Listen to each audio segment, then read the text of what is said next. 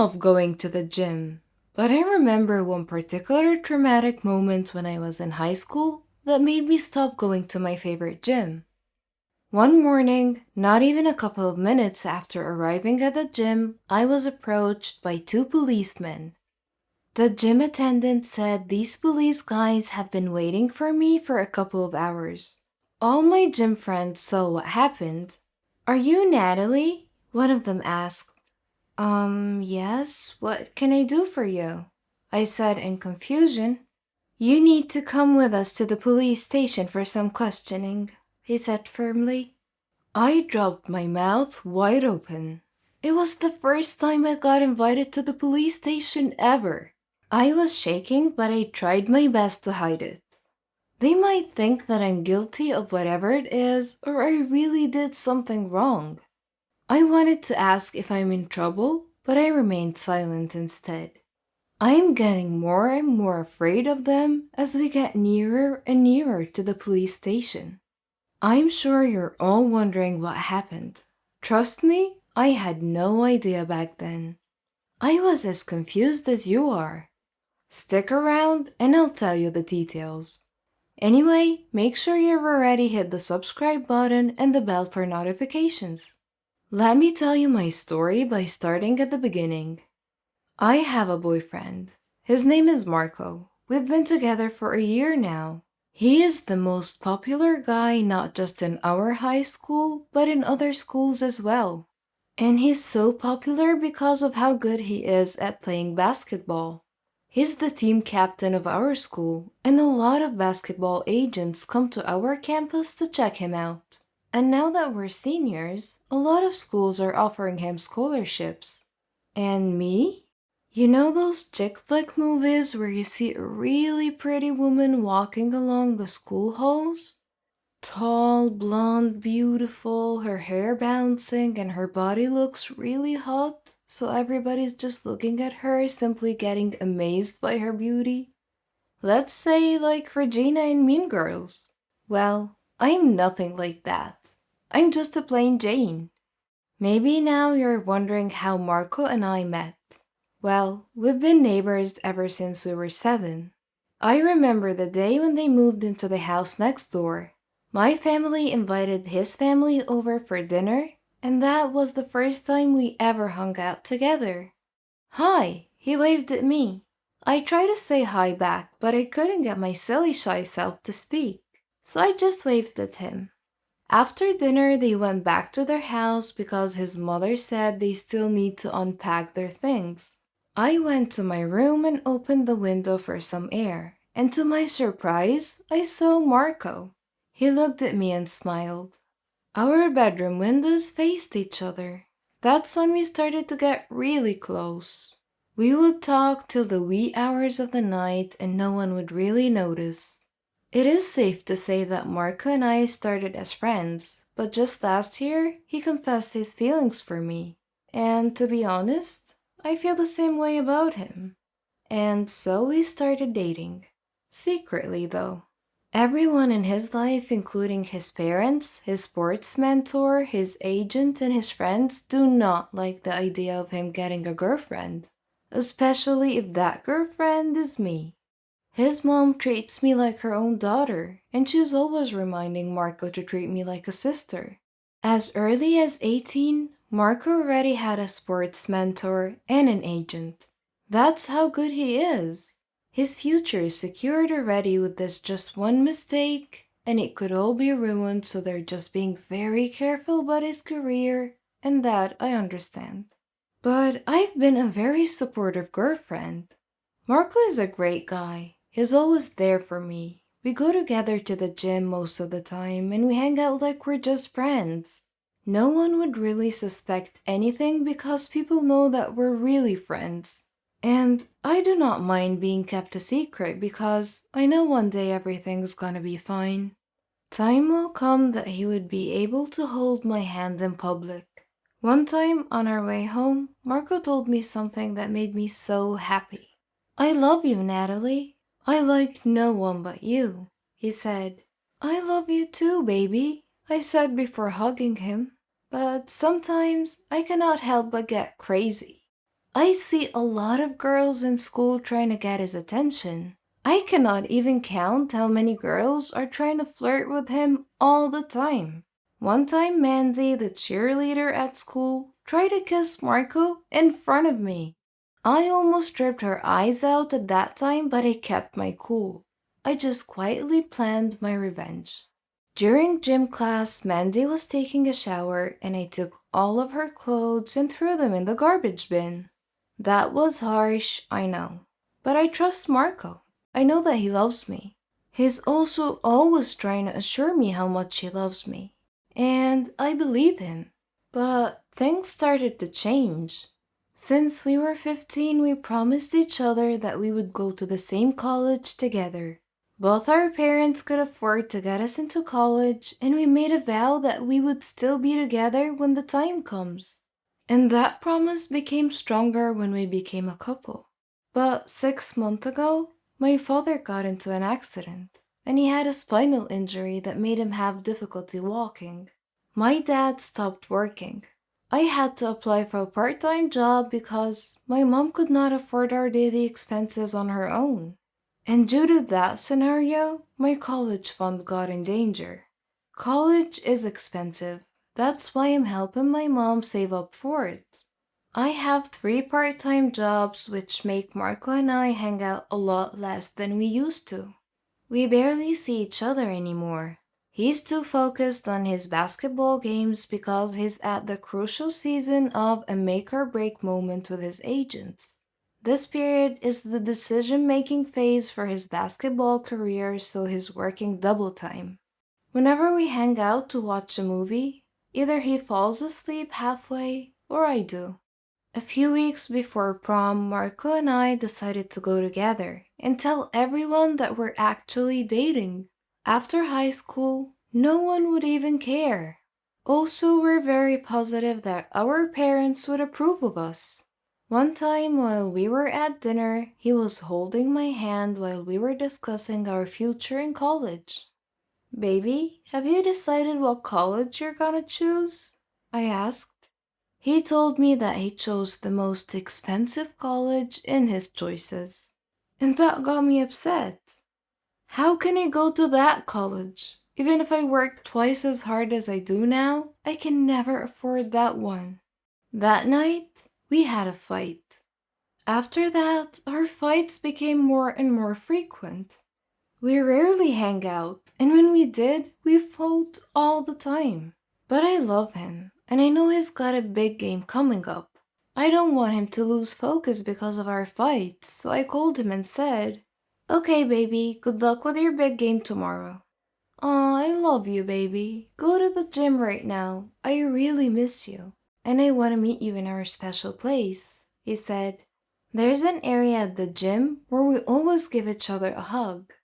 I hurriedly went to the gym, but my mood was changed when I saw Mandy throwing herself at Marco again.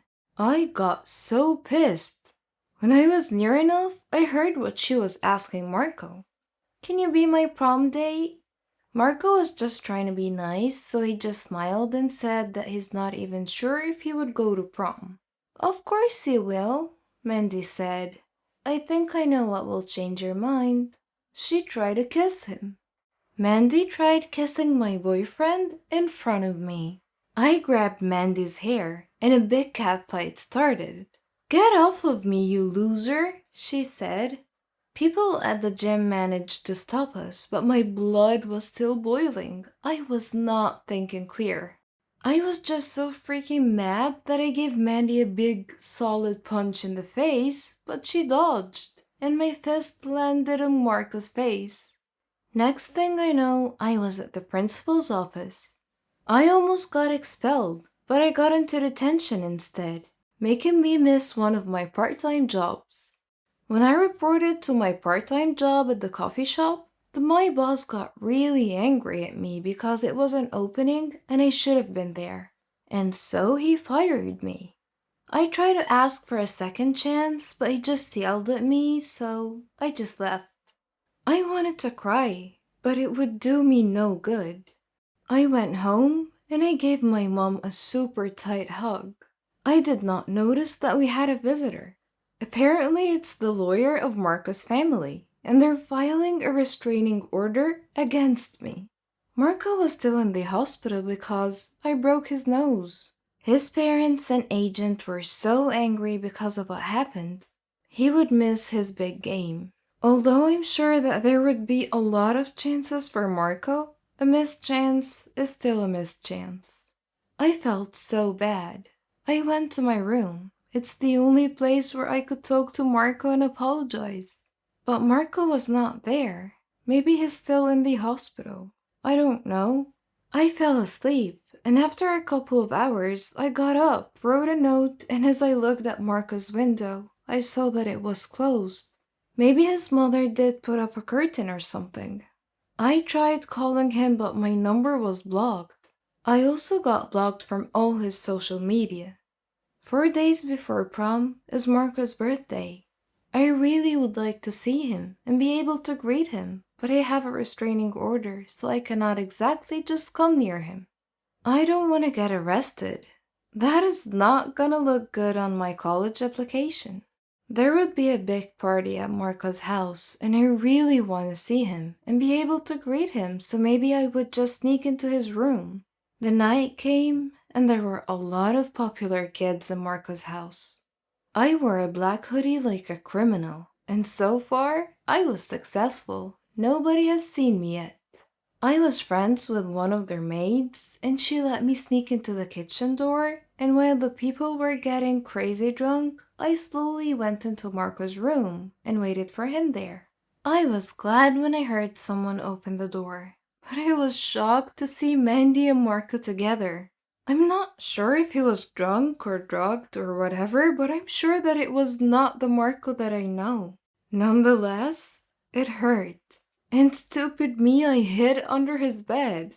While they were having their passionate moment, I was there. I heard everything. When the coast was finally clear, I snuck out of that house, went home, went straight to my room, and bawled my eyes out until I fell asleep. The next day, I decided to go to the gym to get some happy hormones pumping up. I'm not the type of person to sulk and whine around. Yes, I'm sad, but my life does not need to revolve around misery.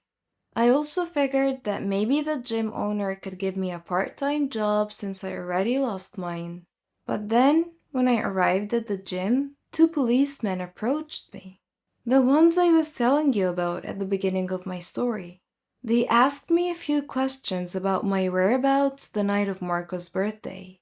But I refused to answer because I knew I could get arrested for violating my restraining order. I would like to answer when my lawyer is present, I said. The next day, my mother accompanied me with my cousin, who's a lawyer, and she helped me answer the questions where it would not compromise any legal issues whatsoever. I started wondering why I feel like they're making too much of a big deal out of this restraining order. But then I was struck to my very core to find out that Mandy was dead. Her body was found lifeless floating on the surface of Marco's pool. The mental images of Marco and Mandy together kept flashing through my head, so I unconsciously yelled, "Stop!" My lawyer said that they consider me as one of the suspects because few people, including the maid, testified that they saw me sneak into Marco's room that night despite the restraining order. But I didn't do anything, I swear. They advised me to stay inside our house and not go anywhere, even at school, as long as the case has not been sorted out. A few hours later, I was in my room, and I saw Marco opening his curtain, and he was signaling to me as if asking for help. Then I heard 3 gunshots. I saw blood on his window. "Marco!" I screamed in disbelief. I hurriedly went downstairs, and I saw the police and an ambulance. I asked my mom what happened, but she was speechless about the scenario. I went outside and my mom was not able to stop me. I ran inside Marco's house where his parents saw me. The police tried to stop me, but his parents signaled to the police that it was okay. I tried to go into Marco's room. The moment he saw me, he gave me the biggest and tightest hug ever.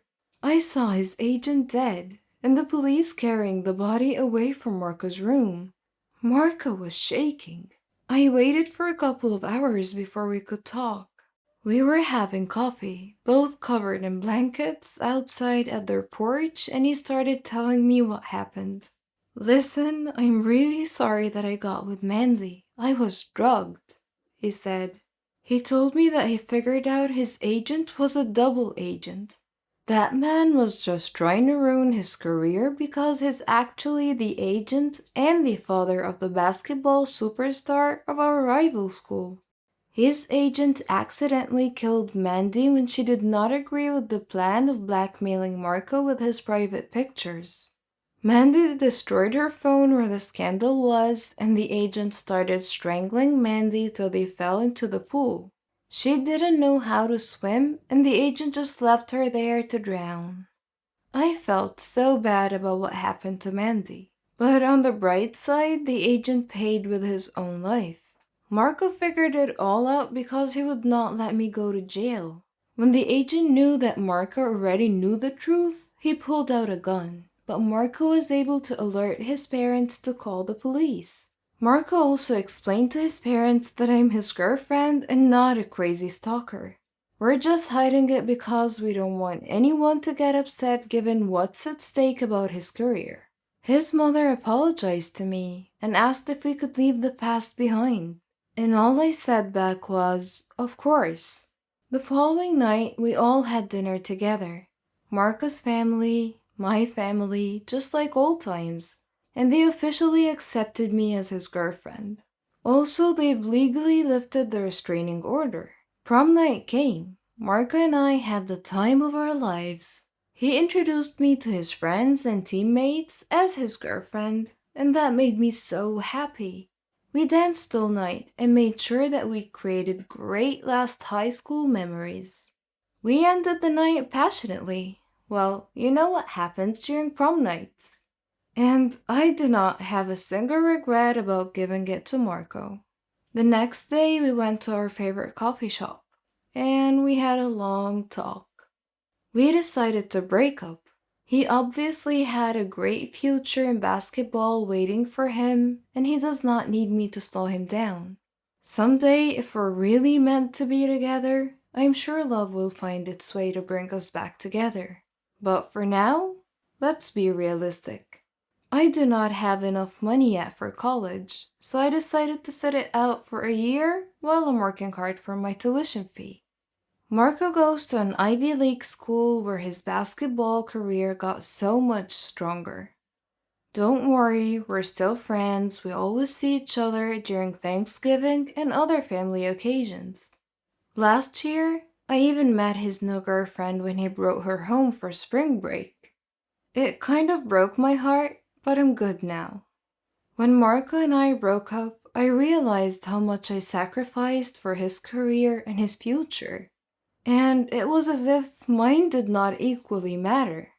When I asked myself what I want to become and which course I should be taking, I did not know the answer. So I focused on myself until I figured out that I wanted to become a lawyer. I wanted to help someone like me someday and prove that someone is indeed innocent. It's been a couple of years since Marco and I broke up, and it's the best decision for both of us. Right now, I am building my future at the university I've chosen, away from Marco's shadow. I also became a member of Alpha Kappa, the most popular sorority at the campus, and I'm making the most out of college, just like I wanted to. I am addicted to food. I suffer a lot. I need help. I've tried to give up, but I fail every time. Hamburgers. Who can give up eating hamburgers, especially with barbecue sauce? I didn't mind this kind of addiction, but I'm getting ahead of myself. Let me begin by introducing myself. I am Patricia, 15 years old, living with my parents and my brother. I lead a quiet life. No interests, no hobbies, except for eating, that is. Food is my faithful friend. It never leaves me. It is my partner, my soulmate. But having food as your soulmate has insidious side effects. A dark side, if you will. It denies me a healthy life, robs me of the energy to play, and causes me to sleep excessively.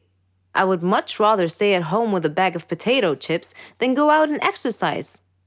My soulmate ultimately betrayed me, though, last Thanksgiving at my granny's home. She lives in a state nearby. Granny was a clever doctor and an excellent cook at that. She could conjure up something really delicious. On that day, she had prepared barbecued turkey with nuts and other secret recipe ingredients.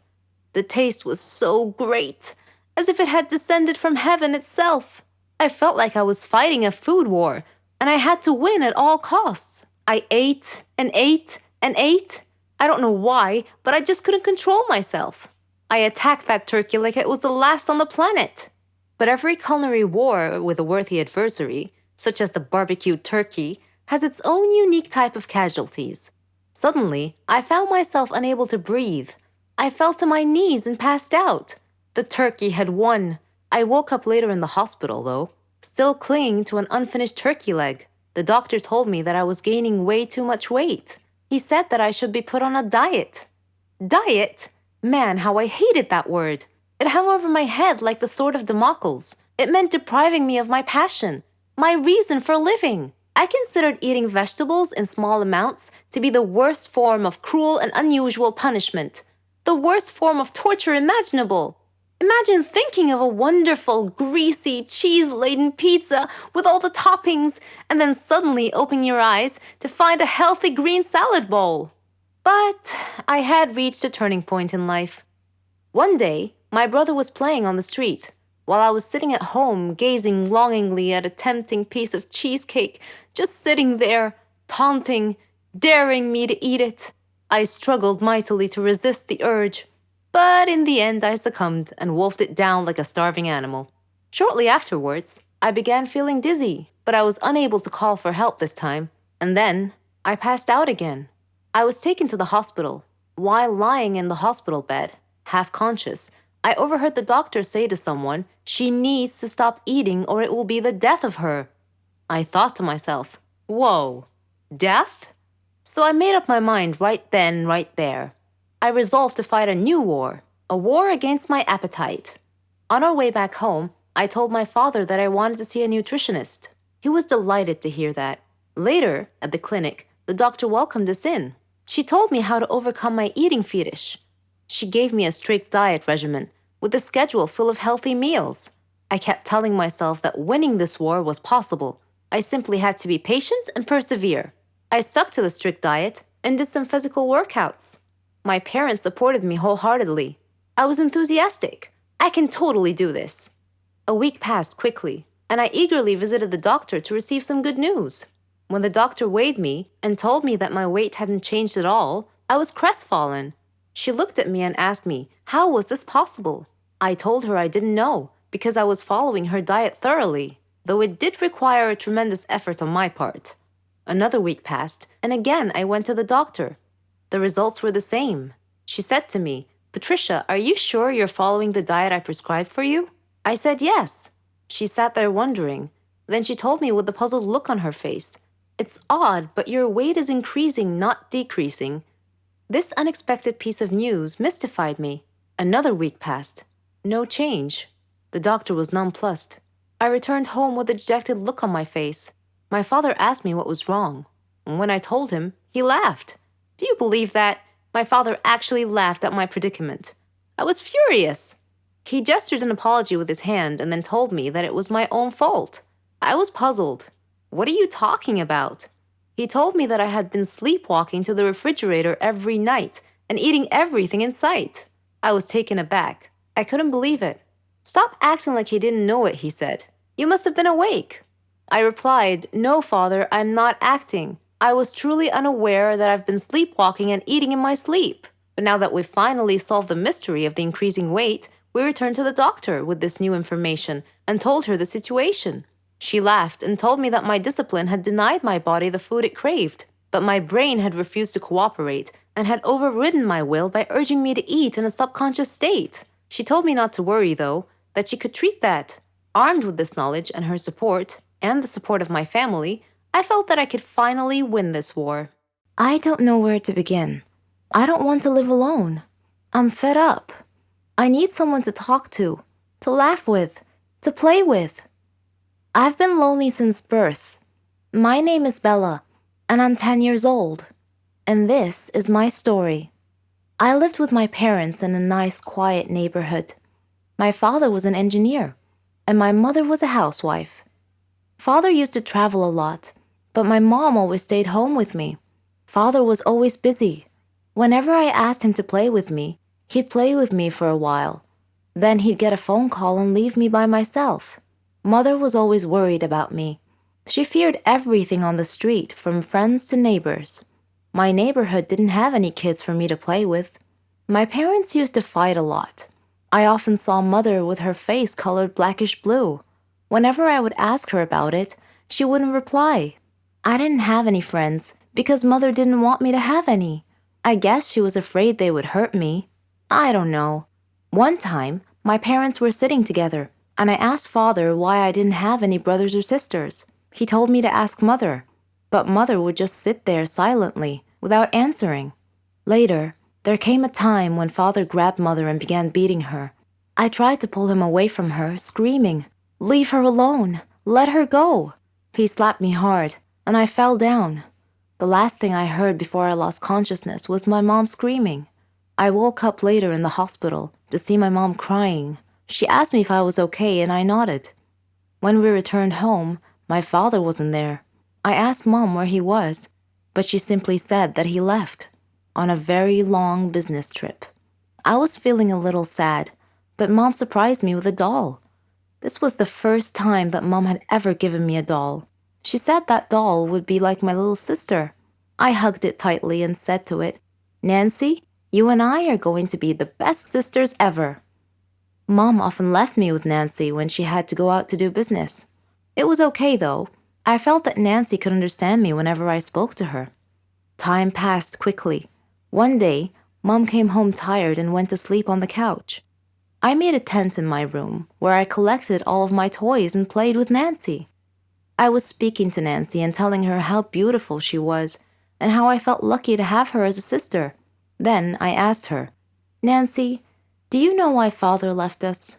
Miraculously, Nancy answered me, saying, "Father left you because he never really loved you to begin with."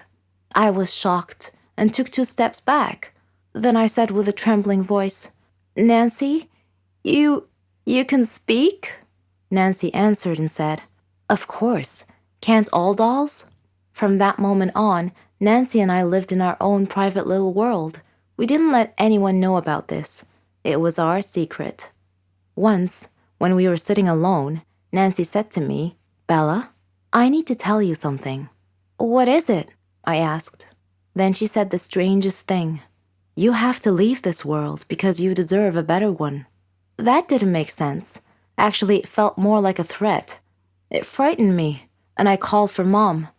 When she came in, I told her what Nancy had just said to me. She replied saying, "Nonsense, Bella. Nancy is just a doll. She can't talk. Maybe you're just tired. Get some sleep." So I tried to sleep, but Nancy wouldn't let me sleep. She left me alone until midnight, then she woke me up. She put her hand over my mouth and whispered, "Please listen to me. Don't scream, okay?" she said. "I know all your fears, your father's cruelty, your loneliness, your love for me, how your love and belief in me transformed me from a toy to a sentient doll. I really love you, Bella, and I want you to be happy." Her words calmed me down, and I said, "You're right, Nancy. So what do we do then?" She explained her plan to me. "In 2 days' time, we'll run away from home to a place called Toyland, where we'll meet some great friends." Whenever Mom was busy with work, I would speak and laugh with Nancy. And whenever Mom would enter the room and ask me who I was speaking to, I would laugh and point at Nancy. I could see in Mom's eyes that she was beginning to worry about me. One day, as Nancy and I were preparing our stuff to escape, we were looking at a map we had prepared. Then, unexpectedly, Mom came into the room. She saw the map and asked me about it. I looked at Nancy, and she gestured with her eyes that I shouldn't say anything. Seeing this, Mom took Nancy and threw her into the trash can. I screamed and pleaded. That was all I remember. Oh my goodness, what have I done? I woke up beside a famous pop star, and do you know what the first thing that came into my mind? My best friend is going to kill me. I know you're probably wondering, so I'll just start telling the story. My name is Ella, and I'm a daycare teacher. I teach kids 4 to 5 years old, and I love my job. I don't have a family because I grew up in an orphanage, and being surrounded by kids makes me feel so happy and alive. I do have a best friend though. Her name is Rachel. She's the only family I have. I'm lucky because her family treats me as their own. But one day, something happened that ruined our friendship. I was so devastated. Do you believe that people do not remember what they're doing when they're drunk?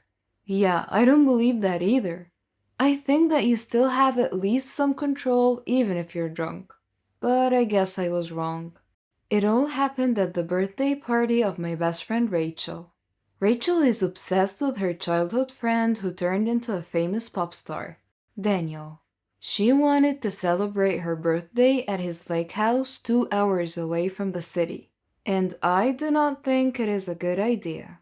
Maybe because I'm not really a party person and I prefer intimate gatherings. Also, I know her motivation is backwards.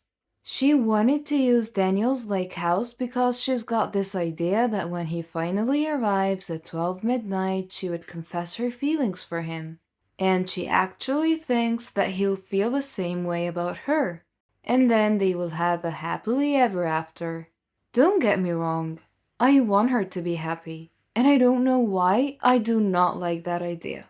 Maybe I'm just afraid that I will be left alone when that happens. Or maybe I just don't want to see her making a fool of herself. But anyways, I decided to support, like always. On the day of the party, we had a few friends come over. There was dancing, drinking, party games, and so on. I'm glad everyone was having a really great time. I looked for Rachel because she was nowhere to be found. And then I found her in one of the rooms where she is staring at a beautiful royal blue dress that she said she'll be wearing at midnight. For what? For her special moment with Danielle, of course. I'm not gonna deny it, I wanted to roll my eyes, but I love her too much. I really don't want her to get hurt. I asked Rachel to come out of the room and join the people who came all the way from the city just to celebrate with her. I'm keeping everything in order, I don't want anything to go wrong. And I'm also wishing for Daniel to come here early so that Rachel's wish would finally come true. One of our friends gave us a shot glass and poured drinks. I don't really drink, but I gave in for just one shot since this is Rachel's night. And that is the last thing I remember. I heard Rachel's voice saying, "One shot and she's out." Well, yeah, that is me. Next thing I know, I woke up beside the famous pop star, Daniel, in his bed. And the weirdest thing for me is, I was wearing Rachel's blue dress. I woke Daniel up and asked him immediately, "What happened?" He stood up, put on his shirt, and opened the curtain for some light, then sat down on the couch and said, "Oh, you really do not remember?" I really do not have any idea what is going on. I asked him if he knows where my phone is. All I wanted to do was call Rachel to ask if she has any idea what happened and why the heck am I wearing her dress? And how come I'm in the city? Daniel started narrating what happened, and I couldn't believe the craziness that took place last night. He said that he arrived at 12 midnight very quietly. He did not enter the front door because he did not want to attract a lot of attention. He said that the party was fun as it was anyway. Then he immediately went to his room to freshen up so he could join the party and look for Rachel. But that was when he saw me. We've never really met before, and at first he thought that I was Rachel. But then I introduced myself and very drunkenly said, "Hey you, Rachel is waiting for you. She's sad you didn't come." Then he just laughed. I just had a shower and I was having a hard time zipping my dress up, so I asked him, "Can you zip me up?" And so he did. And then he said I jumped out of the window because I was narrating some children's storybook and I claimed that I could fly. He followed me and saw me unconscious. My head was bleeding, so without getting too much attention, he brought me into his pickup car and decided to drive me to the hospital. While on the way, he was hoping that my head injury was not serious. When we finally arrived at the hospital, the staff got me into a stretcher and they quickly gave me anesthesia and stitches. After a briefly short while, I woke up and I asked where the party was. I guess I was still high with the meds. They said I removed my IV and I ran outside the hospital. Daniel says he called someone to settle the bill because he needed to follow me right away. He went outside to look for me, then he saw me dancing in the middle of the street, causing cars to stop, and got freaked out. Daniel carried me and brought me into the side street, and then I complained that I was so hungry and thirsty. He drove me to the nearest convenience store to buy me some water, and as he was getting water and food for me, I opened almost all of the chips and cookies in the stall and ate them. He apologized to the owner of the store and paid for all of the damages, and then he lost sight of me again. But to his horror, he saw me dancing at the top of a police car. "Ella, come down now," he said in a panic mode. He was able to get me down, but I started throwing stones everywhere while laughing. I don't know why I acted that way, but the way he told the story, it seemed like I was being really crazy. Then he said I threw a stone at the window of a police car, which the police eventually saw. Daniel came to the rescue and apologized. He also promised to settle everything. The police recognized him and they requested a selfie. Good thing that he has so many fans. But then, one unfortunate thing happened. I threw up directly at the police officer's uniform. Daniel grabbed me and drove away as fast as he could.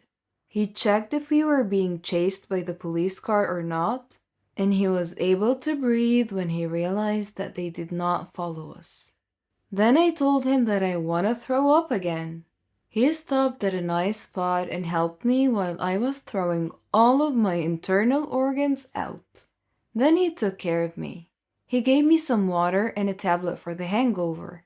He asked if I was doing okay. I said, "I want to lie down."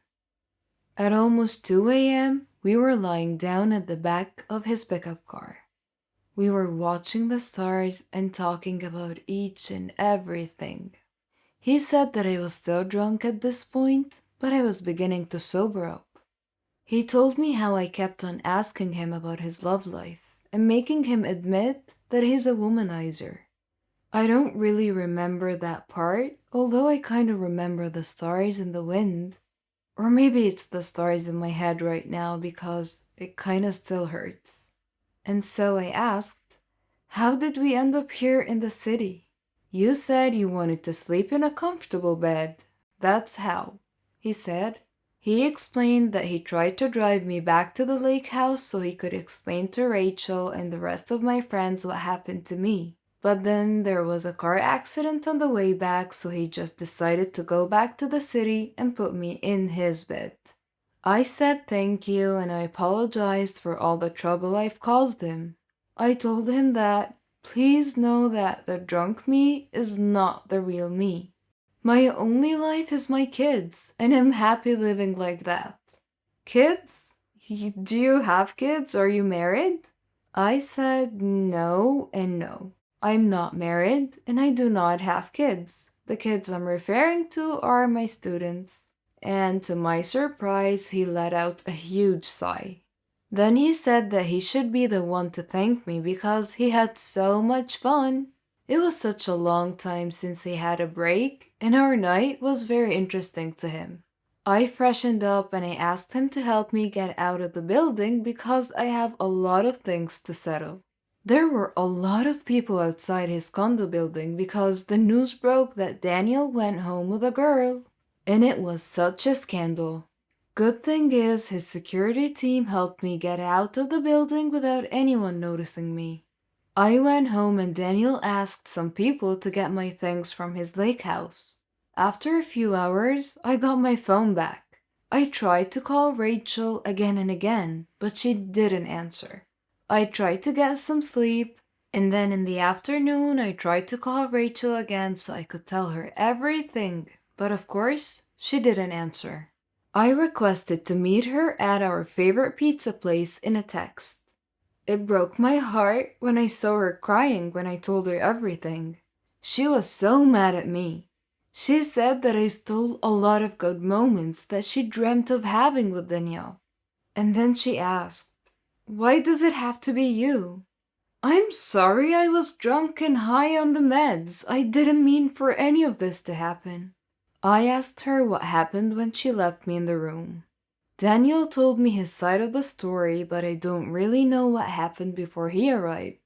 Rachel said she left me in the room because I said I would like to take a shower. I insisted to be left alone because no one was attending the guests. And that must be the time when Danielle saw me dressing up. I was so sad because he didn't come to my party. And I was looking for you because I needed someone to talk to, but you were nowhere to be found, she said.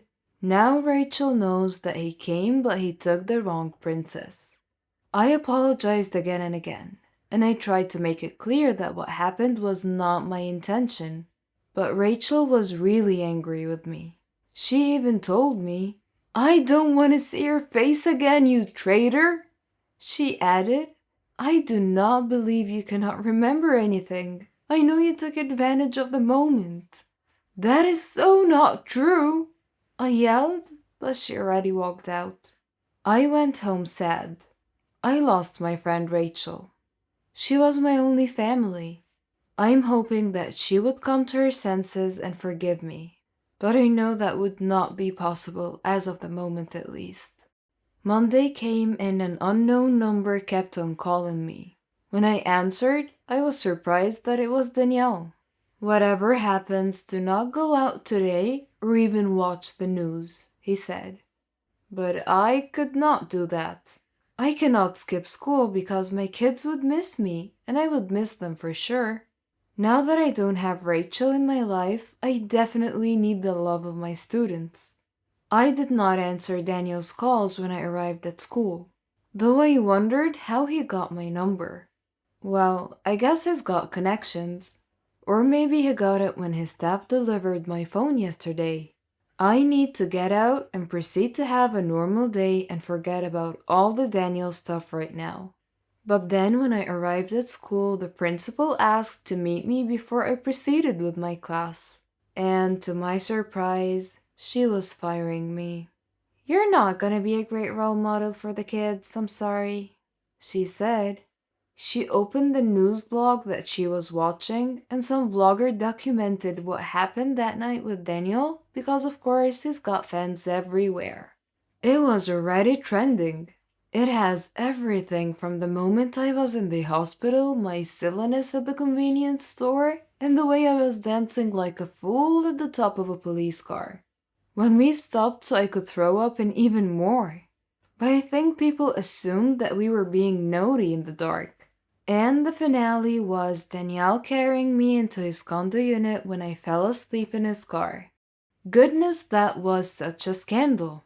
Tonight, I know Daniel is going to have a big concert, and this might affect him too. I have no family, so no one is going to be compromised with this situation. Good thing that Rachel is not connected to me right now, because her name might also be ruined. For a moment, I was so happy that I was in this crazy situation and not Rachel. I do not want her to be humiliated. Daniel made a big announcement on social media right before his concert. I went home and watched it. Please do not assume anything. The woman that I was with the other night is a great person, and I hope this world would accept her as the love of my life. Ella If you're watching this, please, I beg you to forgive me for the trouble my world is causing you. That's what Daniel said on social media. It quickly went viral along with the clip of us being together. Good thing that no one knows where I live, or I would not be able to walk out of my house anytime. I decided that I should go to Daniel's concert. I watched from a distance and I texted him to meet me up at the rooftop of my condo unit so we could talk like two adults and iron things out. When he arrived, he smiled at me and it made me feel better on the inside. Well, his smile kinda calms me down. He said, "What I said was true. I fell for you that night, Ella." I do not know what to say to that, I answered. I told him that he knows nothing about me. I also let him know that I do not have a family, and the only family I have right now is angry with me. I also told him that I lost my job. The last thing I need at the moment is another complication, so if you really want to be part of my life right now, you will accept whatever I can offer, and right now, that is friendship. Daniel agreed to be in my life on my conditions. He even helped me rebuild my life. Even if Daniel was busy, he always made sure that he's got time for me. He also tried to help me patch things up with Rachel, but she still has not forgiven me. Her family has also turned its back on me, but to be honest, I understand. Few weeks later, Daniel built a foundation for homeless kids because he would like to share his blessings. He made me the project manager and I was so happy to finally have a purpose again. I enjoyed helping kids and it felt like I have a big family. I also appreciate the effort of Daniel because no matter how busy he always made sure he had time to visit the foundation. Another year has passed and Daniel never left my side, although our relationship was never clear to him. With his world, I know he's got a lot of temptations around him, but he always says he's only got his eyes fixed on me. I'm willing to wait, he always says. One day he surprised me with a gift that made me fall for him even more. He said that he asked some people to start a project of building a daycare center. He said that this is his gift for me and that I don't need to pay him anything back. As of the moment, I have a lot of students and it's making my heart smile. I am so glad that my life is right on track. A year has passed and I found myself missing Rachel so much. I hope by this time she has already forgiven me. Then I saw my email and there was a wedding invitation. Oh my god, Rachel is getting married, I told Daniel. I told him that she's inviting us to her wedding, so that must be a good thing. That night, Rachel called me and invited me to her bachelorette party. Daniel said, "Careful with the alcohol, do not drink," he jokingly said. The bachelorette party was very decent. We were able to talk and she said she found someone after what happened with Daniel.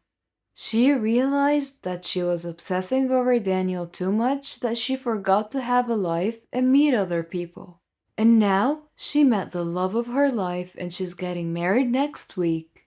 She asked me to be her maid of honor, and I said, "I hope it's not yet too late." Of course I said yes, and she showed me the dress and it really looked beautiful. She also asked for forgiveness because I should have been more forgiving. "I now understand that you did not plan any of it," she said. She also said that if that did not happen, then she wouldn't have met her husband-to-be. I'm so happy for Rachel. She's finally gonna have her happily ever after. On the day of the wedding, I had Daniel as my date. He gladly offered to sing at the wedding reception. When the other band was playing, he asked me to dance with him. And then he asked me $1 million question. "Ella, will you be my girlfriend?" he asked. "If I say yes, will you get me a drink?" I jokingly said. We laughed so hard, and then we shared a tight hug. Don't we all feel special sometimes? I grew up in an orphan house. I'm not trying to pretend that there was anything special about it, but I grew up with this nagging voice inside my head telling me how special I am and that my life will eventually turn upside down. It turned out I was not being delusional or anything. What happened to me was every foster child's dream. If only I knew what my future held for me. My mom, dad, and twin sister committed suicide in 1992. I was saved by my extended family only to get abandoned later. I was disowned not because two of the wealthiest families in the city couldn't raise me, but because I was a curse for their reputation. My mom and dad were not married, and that brought them so much shame until they took their own lives. Fast forward few months later, one day I woke up at a children's home. I'm an orphan now. I have absolutely no memories of my parents or even my twin sister, but I do remember my extended family very well. They gave me up when I was 6 years old. My uncle is an extremely rich businessman. He was never really bad to me. In fact, he put me in what you can call a fancy home. Although he promised to visit me every weekend, he never did. I was put in a medium-sized room with 4 other girls, Rosaline, Claire, Bella, and me, Rachel. They were all dressed in clean nightgowns, but they were all the same color, pale green. Mrs. Milton, our guardian, gave me a similar gown to put on. It felt as if I was admitted into kids' military. Our hair was always put up in a tight bun. We all looked the same. Mrs. Milton was not the kindest person you could come across, but she wasn't evil either. The house was divided into 2 sections, one for the boys and one for the girls. The only time we met the boys was in the outside building, which was some sort of a school. We took a few classes every day, and to be honest, we had some really good teachers. I always sat next to a boy called Nate. I thought he was super smart, and he always helped with my math homework because numbers were never really my field of expertise. We eventually became really good friends. Whenever I went back to the room, all the girls were too occupied with their toys, and they were all good friends already. It felt like I was an outsider. However, a few months later, I became the alpha of the group. Don't get me wrong, this is not another Oliver Twist story. We used to pull pranks on each other all the time, and we had a really good laugh. I mean, being in a foster home is not exactly a vacation, so we made the best out of a bad situation. When the girls would go to sleep at night, I would go fake sleeping until Mrs. Milton had gone to sleep as well. Then I would stare out that tiny, teeny window and start counting the stars one by one. I named one after my dad, one after my mom, one after my twin sister, and finally, one after Nate. I would stay up all night long daydreaming until I fell asleep. Mrs. Milton would wake us up around 6 a.m. to have breakfast and go to class. It went on like that for years and years. Every day seemed exactly like the other, except on the weekends, which wasn't really much of a weekend. It only meant we were allowed to eat dessert. I have always been an extremely curious little girl, and the reason Nate and I grew so close was because he was a curious boy as well. We had no idea about the outside world. We had so many unanswered questions, and sometimes we would make up answers to tame our brains. The girls had relatives visiting them during the weekend, but I would stay in my room. Sometimes I cried, and sometimes I shut my eyes close and tried to imagine what my mom looked like. One day during science class, Nate asked me who visits me on the weekend. I never said anything back. I pretended that I didn't even hear him. But in a moment of extreme confusion and sadness, I wrote something down on a piece of paper and passed it to him. It said, "Let's get out of here." We were 12 years old at the time. I didn't care about the consequences at all. All I cared about was getting outside of here and exploring what was happening in the outside world. I wanted to go back to my uncle, even if he didn't want me. Nate looked at the paper, folded it into half, and he freaking swallowed the paper, and he just nodded his head at me. I wasn't sure what he meant by the nod until at midnight. While I was looking at the stars I befriended for years now, I heard the slip of a paper under the door. I quickly got up and the paper said, "Meet me at the school building in 5 minutes." I slowly opened the door and ran downstairs. Nate and I stood there awkwardly, not knowing what to do. We started discussing a runaway plan. But seriously though, what could two kids do to escape a fully guarded huge building? We were smarter than any of you would think. For the next week, we studied every movement happening around the place. When security guards changed their shifts, which teachers left class early, we even memorized the times when Mrs. Milton had to use the bathroom. We had a solid plan. At the end of the week, on Friday, we had history class, and the teacher always left a few minutes early. At the same exact time, security guards changed their shifts, and Mrs. Milton took about 3 to 4 minutes to come downstairs and walk us back to our rooms. That was it. That was the moment I have been looking for all along.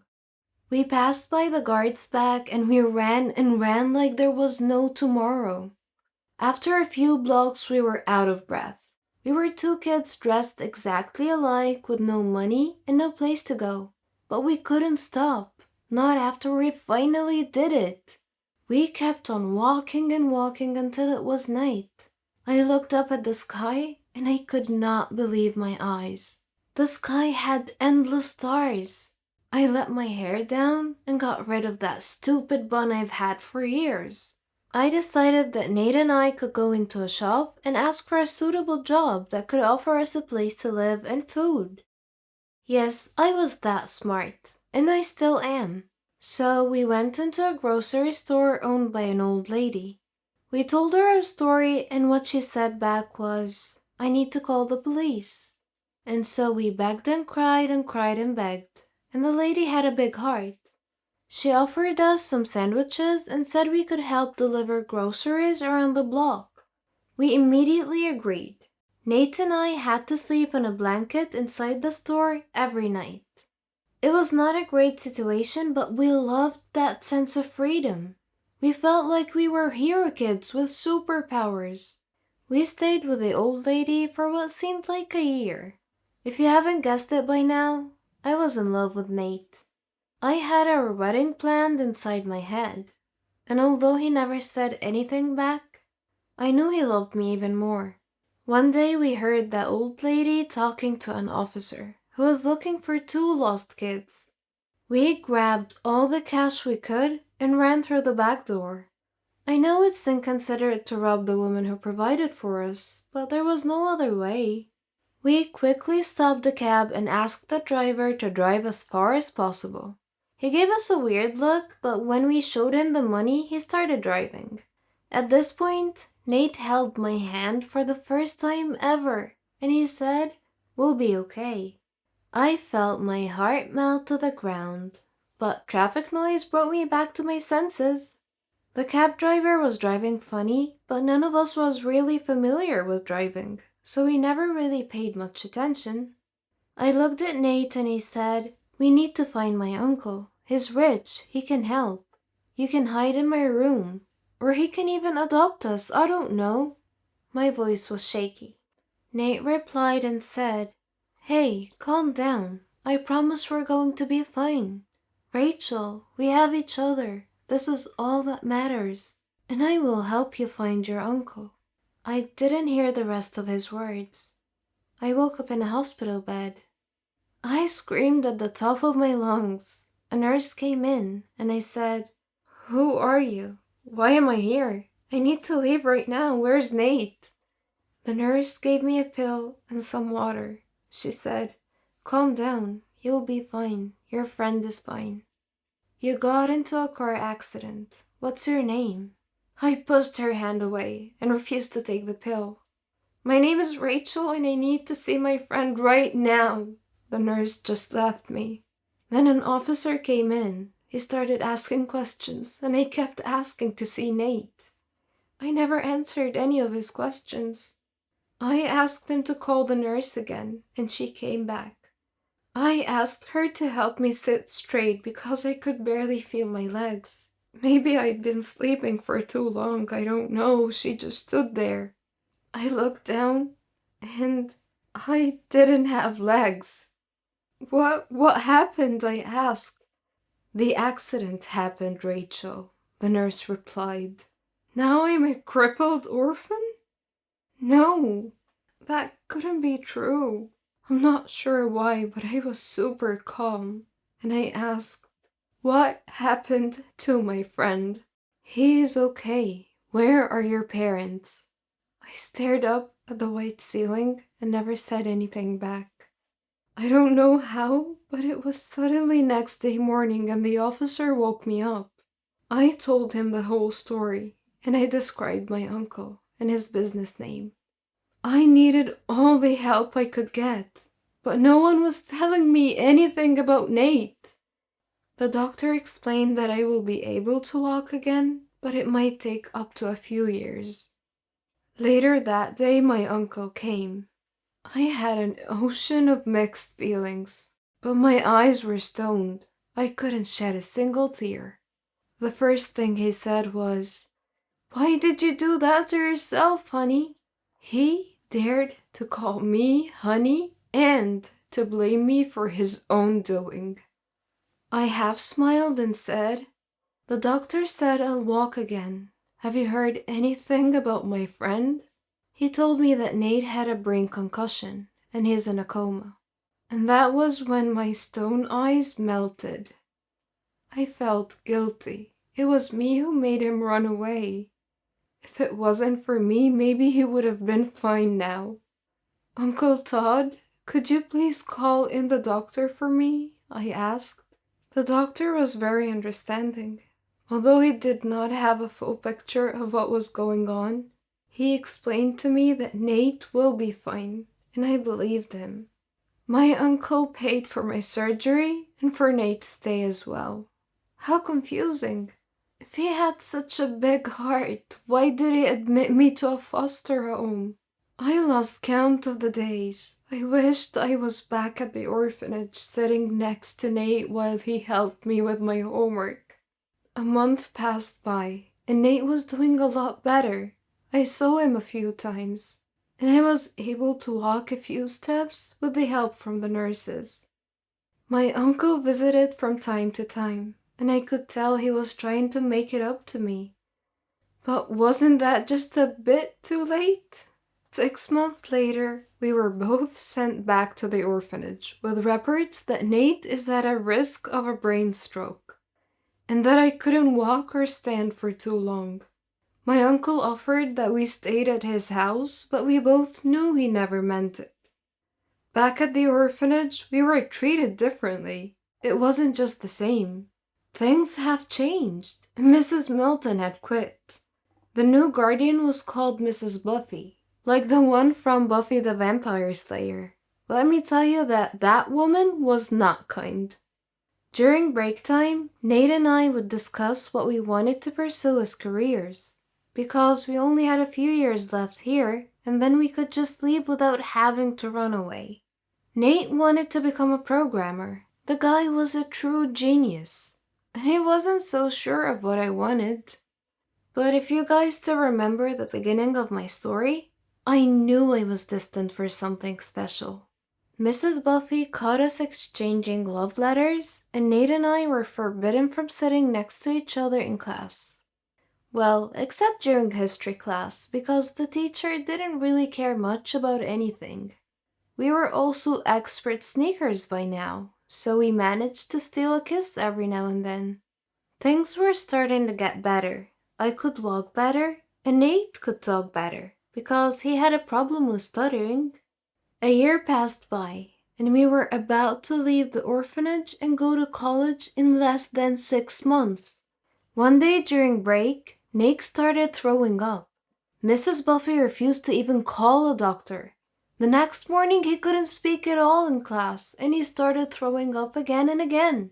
I ran up to Mrs. Buffy to take him to the hospital, and she replied, "We can't afford hospital, Rachel," and looked the other way. "Call my uncle right now," I screamed at her. "Fine," she said in a very careless voice. My uncle came, and Mrs. freaking Buffy refused that I go with them. And so my uncle took Nate to the hospital. After 4 hours, my uncle came back, and without my consent, he demanded I leave and go home with him. I was so concerned and just went with him. I kept on asking questions, and he said nothing back. He parked in front of his mansion, and he said, "They tried their best at the hospital. I'm so sorry." And he hugged me for the first time ever. I pushed him back and he said, "What does that mean? Do you mean that Nate is gone?" And then my uncle started crying. He invited me to go inside, but I refused. No, no way. Nate couldn't just leave me like that. I walked away. I sat on the pavement recalling all the memories we had together. I looked at my artificial legs and kicked them so hard, but I didn't feel a thing. I lived with my uncle for a year, on the condition that I will pay rent until I could move out. What if Mrs. freaking Buffy had called the doctor? Wouldn't Nate be here right now? I had nightmares about killing her every single night. I got a part-time job as a teacher. I paid my rent and saved the rest for college. I finally knew what I wanted to study. I wanted to study journalism. I worked day and night until I could afford college. I sent hate letters to Miss Buffy every now and then. As soon as I graduated, I landed a 1 in a million job. I worked for the biggest newspaper in town. I moved out from my uncle's, but we are on good terms. 2 years later, I went back to the orphanage, only to find out that another kid had died due to lack of responsibility. Although Mrs. Buffy was old and even grumpier now, it didn't stop me from getting back at her. I wrote every detail of Nate's story and submitted it to my boss. He never even knew I grew up in an orphanage. The story went viral. I was even interviewed to share more details on television. Finally, Mrs. Buffy went to prison after a long trial. Oh, I could almost hear Nate smile in heaven right now. I may not have legs, and I may get bullied every now and then, but I have Nate living inside my heart. After things went viral on social media, I was able to get enough donations to open my own foster home in Nate's name, and to forever honor his name. See, I told you, I was destined for something extra special. Hi, my name is Selena. I'm 19 years old, and I'm just crazy about basketball. I follow all the sports news, the star players, and the league statistics. I know the names of all the famous players around the world. My friends were amused by this because their interests ran more towards makeup, fashion, singers, and movie stars. I thought those girl things were just outright vain, shallow, frivolous, and downright silly to tell the truth. The college's basketball team coach was forced to take leave due to a chronic illness, leaving the team without a coach. Due to my high school reputation and widely recognized basketball expertise, I was asked if I wanted to serve as the basketball team's temporary coach.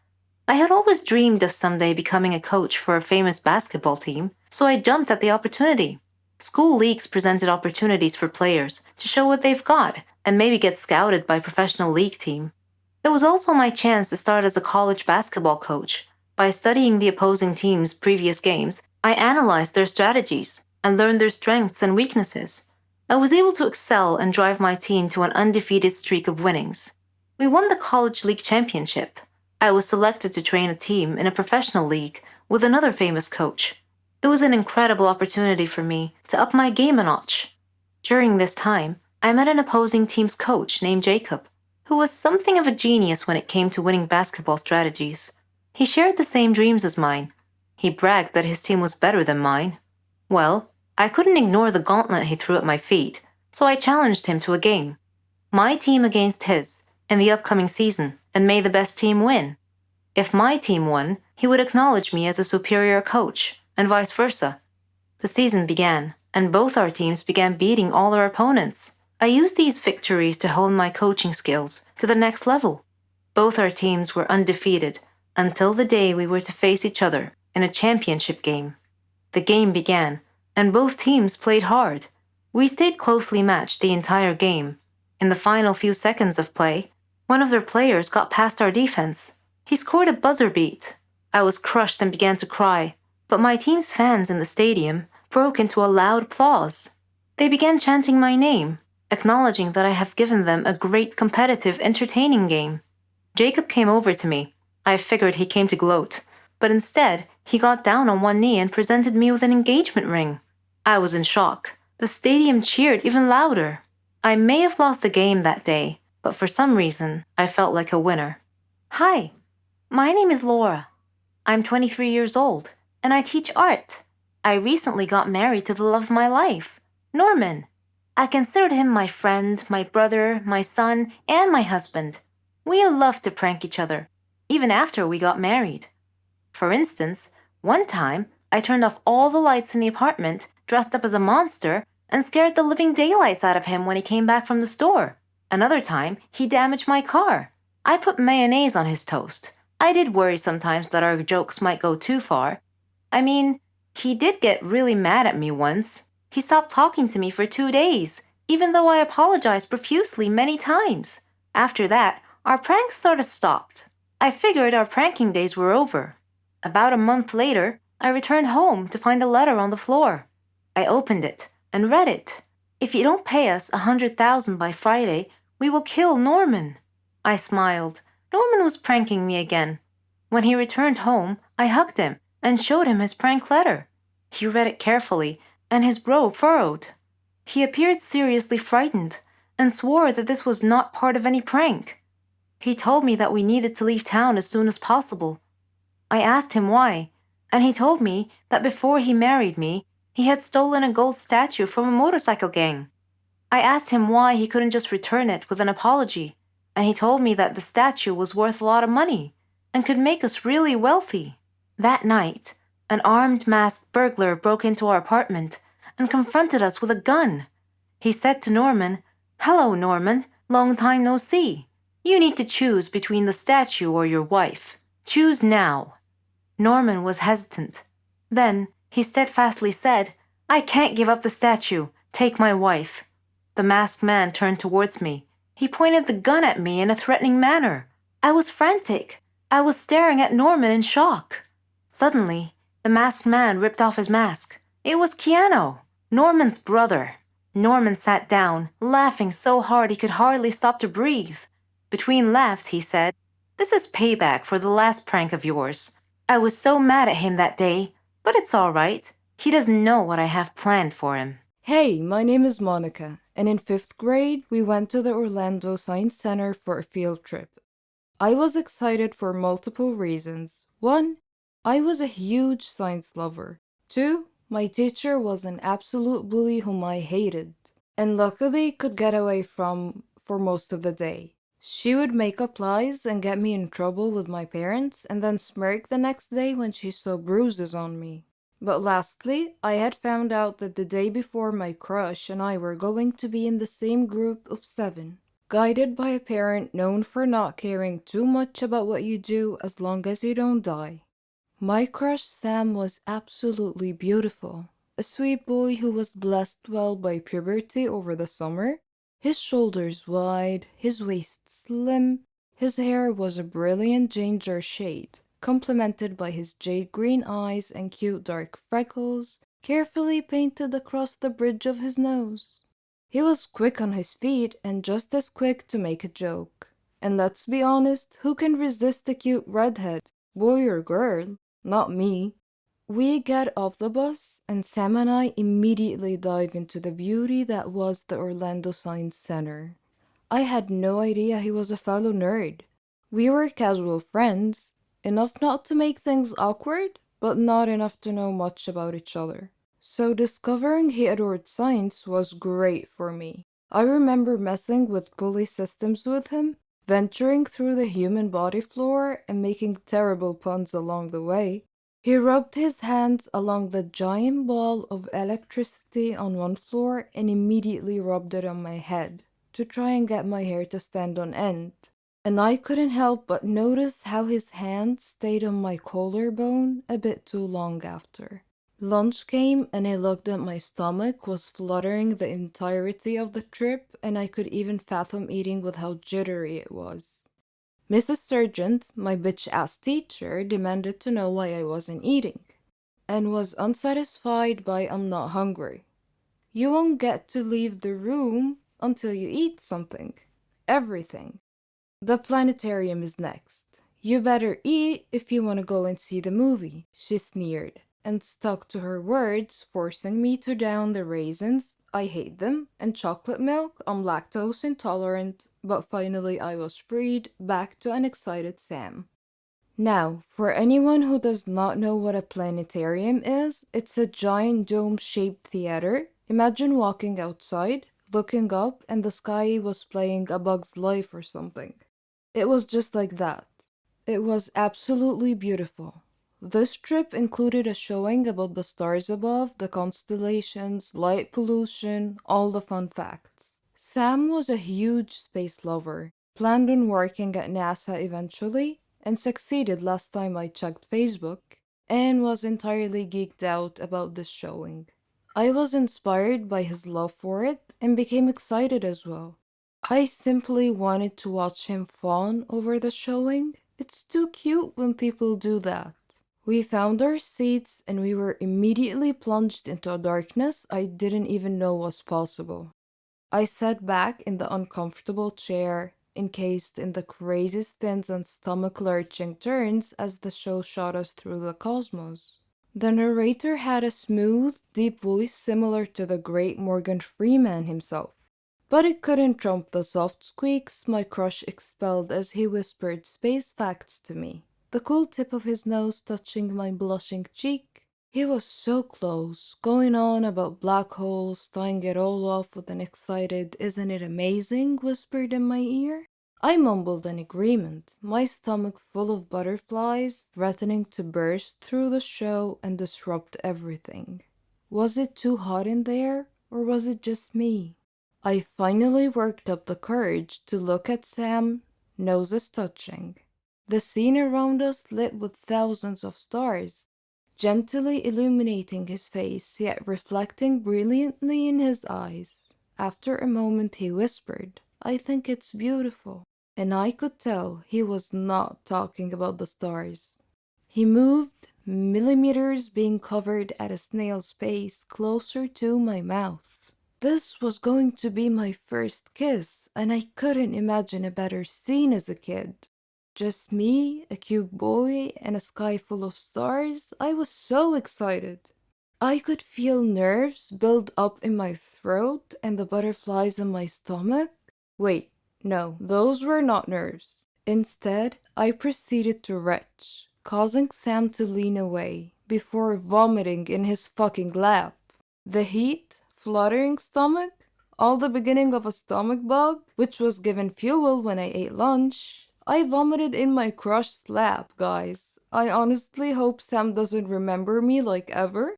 To those asking, I remember this in detail because not only was it so goddamn traumatic, but it was one of the best days of my life as well. It ignited a love for science for me, plus, who could forget an entire day you got to spend with your crush? And yeah, I stalked him on Facebook to see what he does now. Nothing too major, if I remember. He actually simply works at the NASA Visitor Center, helping hosting school trips and stuff, but he still sort of followed his dream. Hello, I'm Sarah. Ever heard of a phobia before? Don't worry, it's not contagious or anything. It just means you're scared of something in particular. Places, people, things. I have a phobia, but I don't like to talk about it. And I definitely don't want to be seen in that state. I was in my second year at college. I had been very busy that semester because we had a lot of assignments, and it was fine. I mean, I liked studying and completing tasks, but I was never a nerd or a geek. No. I like to dress nicely too. I have my own fashion and style. It wasn't easy making friends, though. There were two types of people at my school: smart nerds who couldn't care less how they dress, and complete airheads who dressed nice. I didn't fit in either one of those groups, so I basically kept to myself until one day I got assigned to do a task with a girl and a boy, Jane and Kyle. They didn't look nerdy at all, and I thought to myself, oh great, looks like I'll be doing all the work. But when we started talking about the project, they didn't just sit there or toss ridiculous retorts. All three of us were having an actual conversation about the topic. I was so thrilled. It finally seemed like I belonged somewhere. We became friends and did everything together. We could tell each other anything. Well, not everything. I had one secret from my friends. I never told them I had a phobia. Anyway, a year later, Jane moved to Germany with her parents. She was going to finish college there. So it was just Kyle and I now. All through college, we were the best of friends. We even did our graduation project together.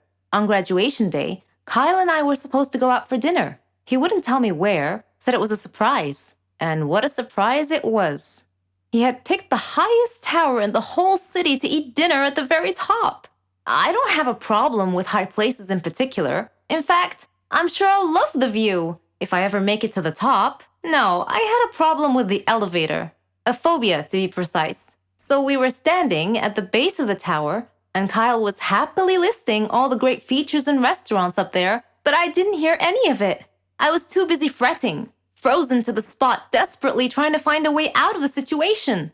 I couldn't say no to Kyle, who was all excited to go up the tower, so I clenched it in and tried my best to stay calm. We got in the elevator, and the doors shut. I couldn't control what came after that. I was terrified, screaming and shouting hysterically, banging on the walls, then falling to the ground. Of course, I don't actually remember any of it. Kyle told me later on. The last thing I remember was the elevator doors shutting close. When I came to, I was at the hospital. Kyle was sitting by my bed looking worried. When he saw that I woke up and that I was feeling fine, he started laughing at me, saying, "Why didn't you tell me you had a phobia?" I felt ridiculous and started laughing too. And then, out of nowhere, he proposed. It was his plan all along, although he pictured it at the top of the tower. All that happened 3 years ago. We're married now, and we have a baby girl. I'm being treated for my phobia. It's not completely gone, but I'm way better now. Apparently, hiding my problems never solves them. I'll have to face them, sooner or later. Some people live their lives not fully appreciating what others do for them. They start taking things for granted, thinking that that's exactly how it's supposed to be. Parents sacrifice a lot for their children, and when the children appreciate and try their best in life, that would be worth more than any words can ever describe. My name is Megan, and I hope to inspire you with my story. I lived with my father and my sister, Marlene, after the death of my mother, who died from an illness. Though I was only 18 at the time, I became responsible for taking care of the whole family. I did everything for them: cooking, cleaning, washing. My father was a great man, and he did his best to make us happy.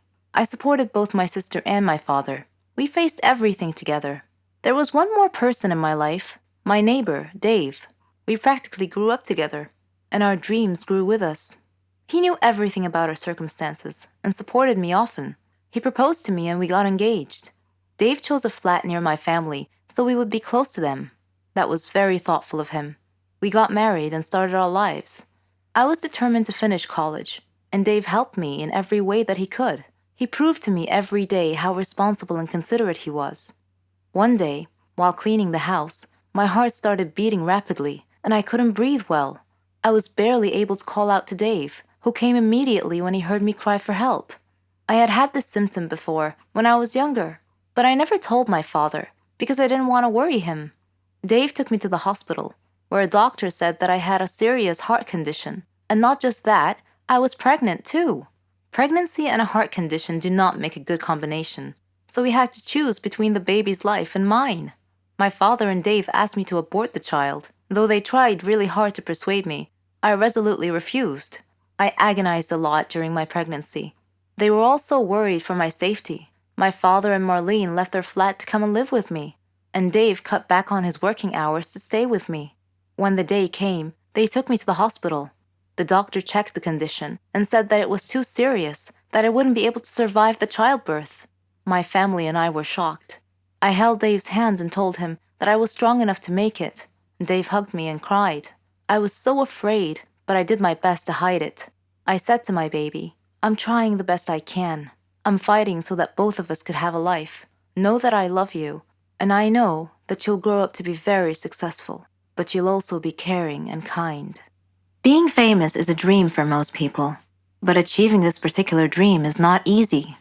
It takes a lot of perseverance, and maybe even some luck. Listen to my story. My name is Rona, and I'm 18 years old. I live with my mom and my sister. My dad passed away long ago.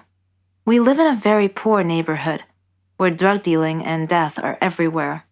My mom is a nurse, but even so, her salary is barely enough to make ends meet. I have always wanted a better life. I often admired famous people, like singers and actors, and I imagined myself living in their world of fame and glamour. What I would give to be a famous person like them. I had a dream. I wanted to be a clothes designer or a fashion model. I would draw different styles of clothes and stand in front of the mirror, posing like a model. I just knew that my clothes would fit perfectly. But here's the thing. I wasn't thin enough to be a model. This was the obstacle between me and my dream, so I decided to go on a diet while searching for a job. One day, I read the news about some famous clothes designer and learned that a fashion show was going to be held near my area soon. Within a week, they would be holding an audition to select some local models, so I saw an opportunity to enter the competition, get selected as a model, and make my dream come true. I did everything I could to lose weight. When the audition day came, I tried to get in the fashion show, but the security guards wouldn't let me pass because I looked too ordinary. So I went home, dressed up like a princess, and then returned, looking more important. I was allowed in. I saw many fit girls with nice slim figures. They were so beautiful and seemed so enthusiastic about the audition and their chances of being selected. I felt like I was watching a fashion magazine photo shoot. I signed up for the audition.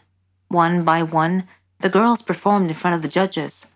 Some came out sad, and some came out ecstatic. After seeing this fierce competition, with many beautiful girls being turned down, I lost hope and turned around to leave. That was when I bumped into a woman.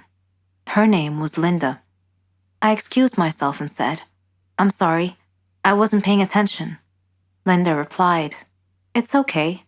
Are you one of the competitors?"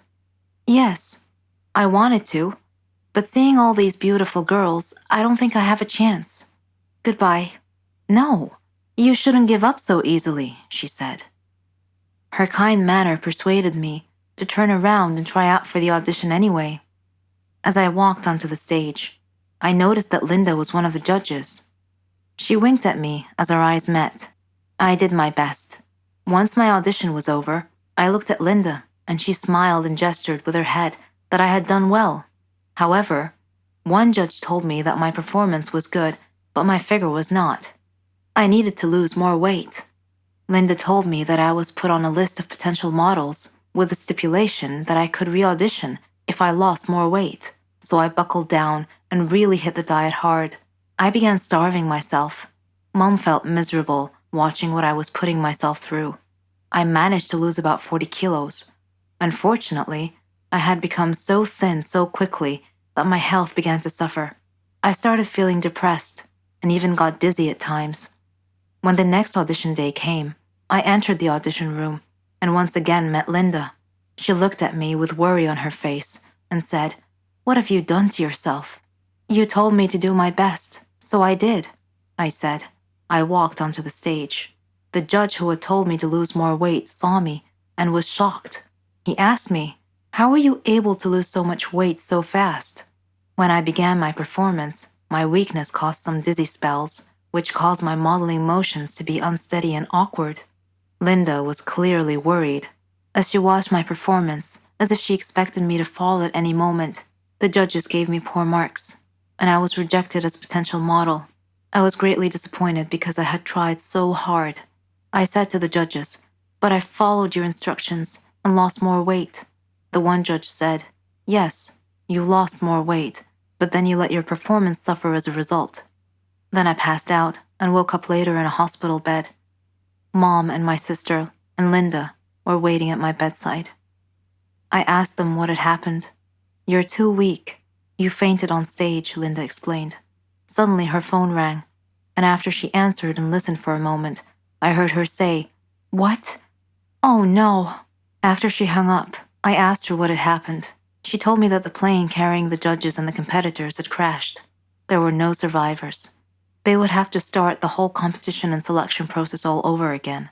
Though I was saddened by the tremendous loss of life in the plane crash, I chose to interpret this as a sign from above that I had another chance to achieve my dream, that I should not give up.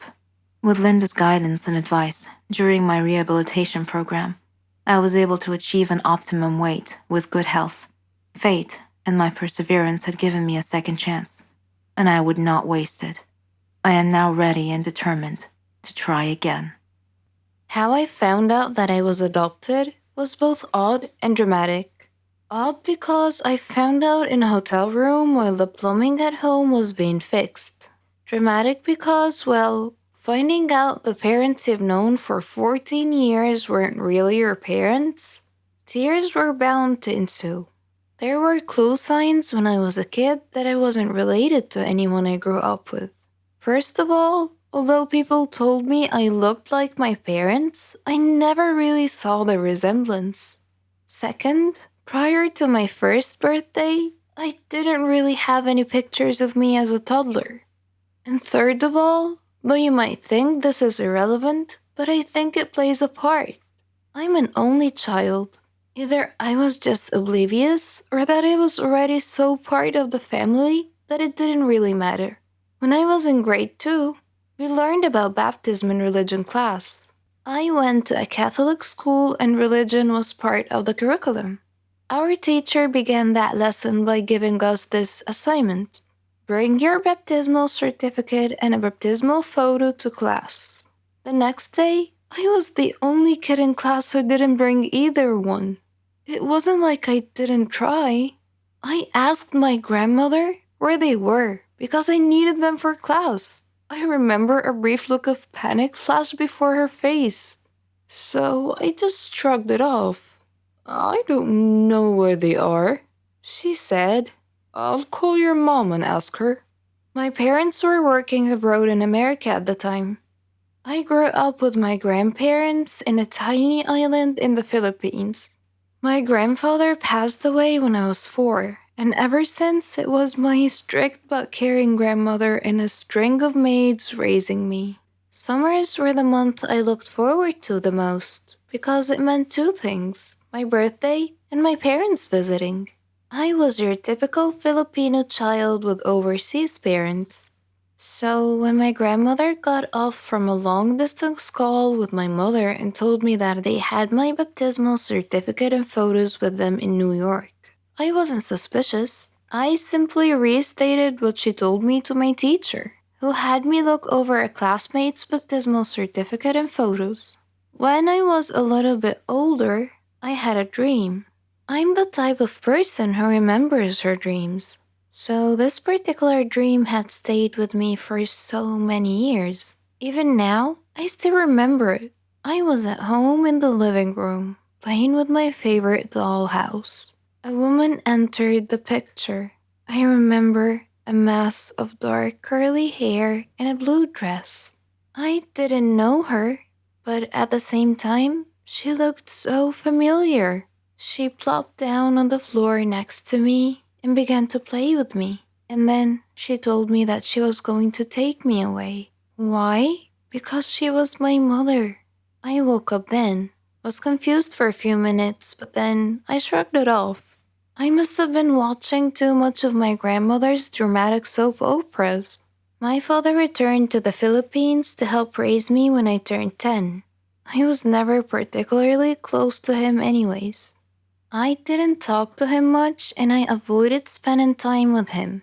Looking back now, I realized that I gave him such a hard time when he was only trying to be a good dad. I have to admire him for never giving up. In those years, I slowly became a daddy's girl, and I still am. He's serious and strict, but has his funny moments. My mother remained in New York, but now tried her very best to visit twice a year rather than once. In sixth grade, again in religion class, we were taught that names were important. They gave us our identities. What did our names mean? How did our parents come to name us? We looked up our names in a dictionary. Mine meant woman of purity. Another definition said simple. That night, I asked my grandmother to call my mother long distance so I could ask her why she gave me my name. Why did you choose my name? I asked her, pencil poised on the page of my religion notebook, ready to take notes. Why did I choose your name? She repeated. Yeah, I replied. I looked up my name and it said woman of purity and simplicity. So why did you choose my name? She was silent for a moment before saying, I don't know. Let me call you back. We said goodbyes and we hung up. I thought that was odd, but I shrugged it off. It was no big deal. If you're still interested in how I found out I was adopted, or why did my mom choose my name, stay tuned for the second part. I don't really like Indian movies because the actors are always overreacting, and the movies are not logical at all. But this is just my personal opinion. However, I've discovered that there are stories stranger than Indian movies. Let me give you a real life example. I'll tell you a story about a young woman named Samantha. Samantha was a beautiful girl with blonde hair and green eyes. She lived with her grandmother after her parents died in a horrible car accident. The whole country read about it. She had many friends, and all the neighbors liked her. They considered her the most beautiful girl in town. Many had proposed to her, but she didn't care much for them. One day, Samantha was walking alone down the street after visiting one of her friends. Suddenly, she had an eerie feeling that someone was following her. She began running and crying for help. Her follower began running and stopped her. He was an ugly man, pointing a knife in her direction. He asked her to hand over her purse. She threw it at him and made a run for it. The man said wait and made to stop her, but another man appeared out of nowhere and punched the thief, who fell unconscious. The brave and good Samaritan picked up Samantha's purse and handed it to her. He was very handsome, with green eyes, soft hair, and an amazing smile. He escorted her back home, and she felt that he was her knight in shining armor. She went inside and hugged her grandmother tight, who was a little surprised but smiled. Samantha was so happy that she gently pulled her grandmother to her feet, and they whirled around and danced playfully. The very next day, she was surprised when she answered the doorbell. Steve, the tall, handsome man, was standing there, holding flowers. He proposed to her, and she said yes. Thus began their love story. Then one day, Samantha was standing in the kitchen preparing dinner. Steve and her grandmother were out, but they were supposed to be back soon. Samantha had everything ready, and she set the table. The house door opened, and Steve walked in. Samantha went to greet him, but she felt dizzy and fainted. Steve quickly took her to the hospital. The doctor congratulated Steve, saying that he was going to be a father. Steve was ecstatic, but Samantha was not. Instead, she was shocked and nervous. She said that she was too young to have kids, that she wasn't ready to be a mother. Steve was taken aback and said, "But why? Don't you want him?" Things were different from that point on. Samantha tried to get an abortion several times, but Steve was always stopping her. She couldn't accept it. She blamed Steve, but Steve couldn't understand her. In her 7th month of pregnancy, Samantha was with her grandmother at the supermarket when she saw a small boy run onto the road. Fearing he might get run over by a car, Samantha quickly pulled the boy off the road to safety. The boy's mother saw what happened and thanked Samantha, feeling so grateful and relieved. Samantha was crying at the moment and replied, "No need to thank me. I'm going to be a mother like you soon." For the first time, she was beginning to feel real affection for the baby. "Forgive me," she silently thought to herself. She tried to contact Steve many times to tell him that she had finally accepted. She was ready to become a mother, but he never responded. Finally, the day had come. Samantha went to the hospital to give birth. After the surgery, she was very tired. Nevertheless, when she woke up, she immediately asked for the baby. Her grandmother handed her the child. It was a daughter, and she was so beautiful. The nurse tried to take the baby out of her arms, but Samantha refused, wanting to hold her for as long as she could.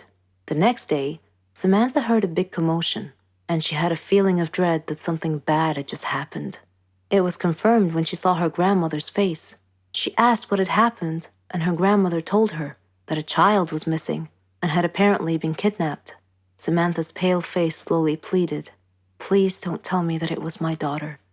When her grandmother nodded, Samantha broke down and began crying and wailing in pain. The nurses tried to calm her down, and when she did, her grandmother came over to her and handed her a note. It had been found in her missing daughter's hospital crib. It was in Steve's handwriting. It simply said, "If you don't want her, I do." Then Samantha fainted. For many years, she tried finding her baby, but couldn't. Steve and her daughter had vanished into thin air. She felt as if time had stopped for her, but Steve didn't feel that way. He raised their daughter into a beautiful young woman. He named her Margot. Whenever Margot asked about her mother, Steve would always tell her that her mother was dead, but he often told her stories about her mother and how much he had loved her. Margot's intuition, however, told her that her father wasn't being completely honest with her and that he was hiding some big dark secret. One day, Steve fell ill unexpectedly. He called Margot to him and told her that he was very sick and felt that he was going to die soon. He said that he wanted to reveal a secret that he had long kept from her, that her mother was actually alive, and that her name was Samantha. He told her that he had kidnapped her from the hospital at birth because her mother did not want a child. He regretted it and asked Margot to forgive him. He gave her Samantha's address, and soon after, he died. After his death, Margot decided to go looking for her mother. I am Margot, and I am now standing at my mother's address. At her front door, I cannot predict my mother's reaction when she answers the door and I introduce myself as her daughter, but I'm going to hug her and tell her that I've missed her for so long. It all happened on my last holiday. It was a terrible experience. It was the worst holiday I have ever had. Me and my friend Renee, we decided to go to New Zealand. We were saving money for a very long time to go on this trip. It was our dream to go to the land of the Lord of the Rings. We had made reservations for flight at the end of July, and from that moment on, everything went wrong. It turned out that the flight was reserved for only one person, simply because a woman at the travel agency didn't understand us very well. I managed to reserve a flight, but a different one, so we couldn't go together. But I thought that it was not a big deal. My friend flew a few hours after me. I was going first. When I arrived at the airport, I was very happy because that meant that my holiday has just started and that nothing else could happen. And I was mistaken. When the hour of my flight was coming, I queued up to the custom clearance. My passport was right, and the next thing I had to do was to go through the metal detector. When I was passing through, it started to beep. I was so scared. I was taken aside immediately, and I felt like a thief. It was terrible. The custom officer had taken me to another room and she told me to undress. I tried to explain that I had a belly ring and maybe it was the cause of the beeping, but she didn't want to listen. I had to undress. They took my clothes somewhere else and I was standing alone in the middle of the room. I was shocked and stressed. The woman came back after about 5 minutes, which seemed to be ages for me. She gave me back my clothes, but I was not allowed to put them on. She checked me one more time with a small metal detector, which was obviously beeping in front of my belly ring. Of course, the custom officials went through all of my things, but they didn't find anything. I was late for my flight, so I had to wait for another one. My friend was supposed to meet me at the airport, and it was me who should be waiting for her. She was terrified that I was not there, but fortunately she decided to wait. After that horrible flight, we met at the airport and we went to our hostel. It turned out that we expected something different, but it was not that bad, and we were too tired to look for something else. New Zealand is the most beautiful country I have ever seen, and we loved everything about it. The people, their customs, their food, basically everything, and the entire environment. We spent 3 weeks there. We had a really good time, but when the time ended, we had to fly back home. I was a little bit scared. This time, I decided to remove my belly ring. We came to the airport about 3 hours before the departure time. At the entrance to the airport, we saw an older woman who had a large card with the word written on it with capital letters, Poland. So I came up to her and I started to speak in Polish. She smiled and we started to chat together. When we were just about to leave, she asked me if I could take a box of chocolates with me and give it to her son in Poland. He was supposed to meet me at the airport because she would phone him. And of course, I agreed. And then it started again. At the custom clearance, everything was okay. I came through the metal detector and nothing happened. My passport was alright. I was almost free when the custom officer asked me about the chocolates. I said that it was given to me by the lady at the entrance and that her son is going to take it back at the airport in Poland. The custom officer asked me to open the box. I didn't want to agree as it was not mine, but I had to. It turned out that inside there were not chocolates, but cocaine worth $20,000. I was taken to jail. I spent 2 days there and then everything had been explained. I could come back home and the lady and her son were caught and also taken to jail. I don't have to explain why this was the worst holiday ever. He was a dream, the future, or so I thought. But my love was cursed right from the start. Sounds a bit confusing, right? Let me explain. But first, I should probably introduce myself. I'm Carolyn. I was a dreamer. I dreamed of a good, warm, stable, successful life. I wanted a good job. And I wanted to travel around the world a bit with Helen. She was my best friend. We virtually shared the same dreams, and hobbies, and interests, and lifestyles. We've been friends since we were kids. People often thought that we were sisters. I did too, in fact. She even got jealous if anyone tried to get close to me. Every day, Helen and I worked a little more towards our dreams. Once, when Helen and I were traveling with some of our friends, we had a problem with the hostess on the plane. A gentleman intervened and cleverly solved our problems. His name was Danny. I liked him. A lot. I thought about him often. But whenever I talked to Helen about him, she told me that he was not as amazing as I seemed to think he was. Coincidentally, I met him again at a party of a mutual friend. We talked together till daylight. I told Helen about our encounter, and she expressed her wishes that my love story would have a happy ending.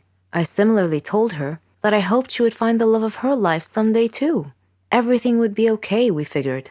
Then, one day, I received a letter in our mailbox. It was in weird handwriting, as if the writer had written it with a trembling hand. I opened it curiously.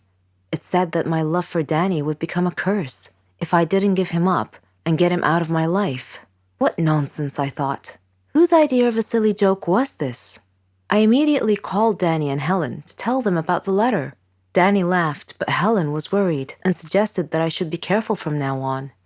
That same day, Danny had a horrible car accident, but fortunately he wasn't hurt.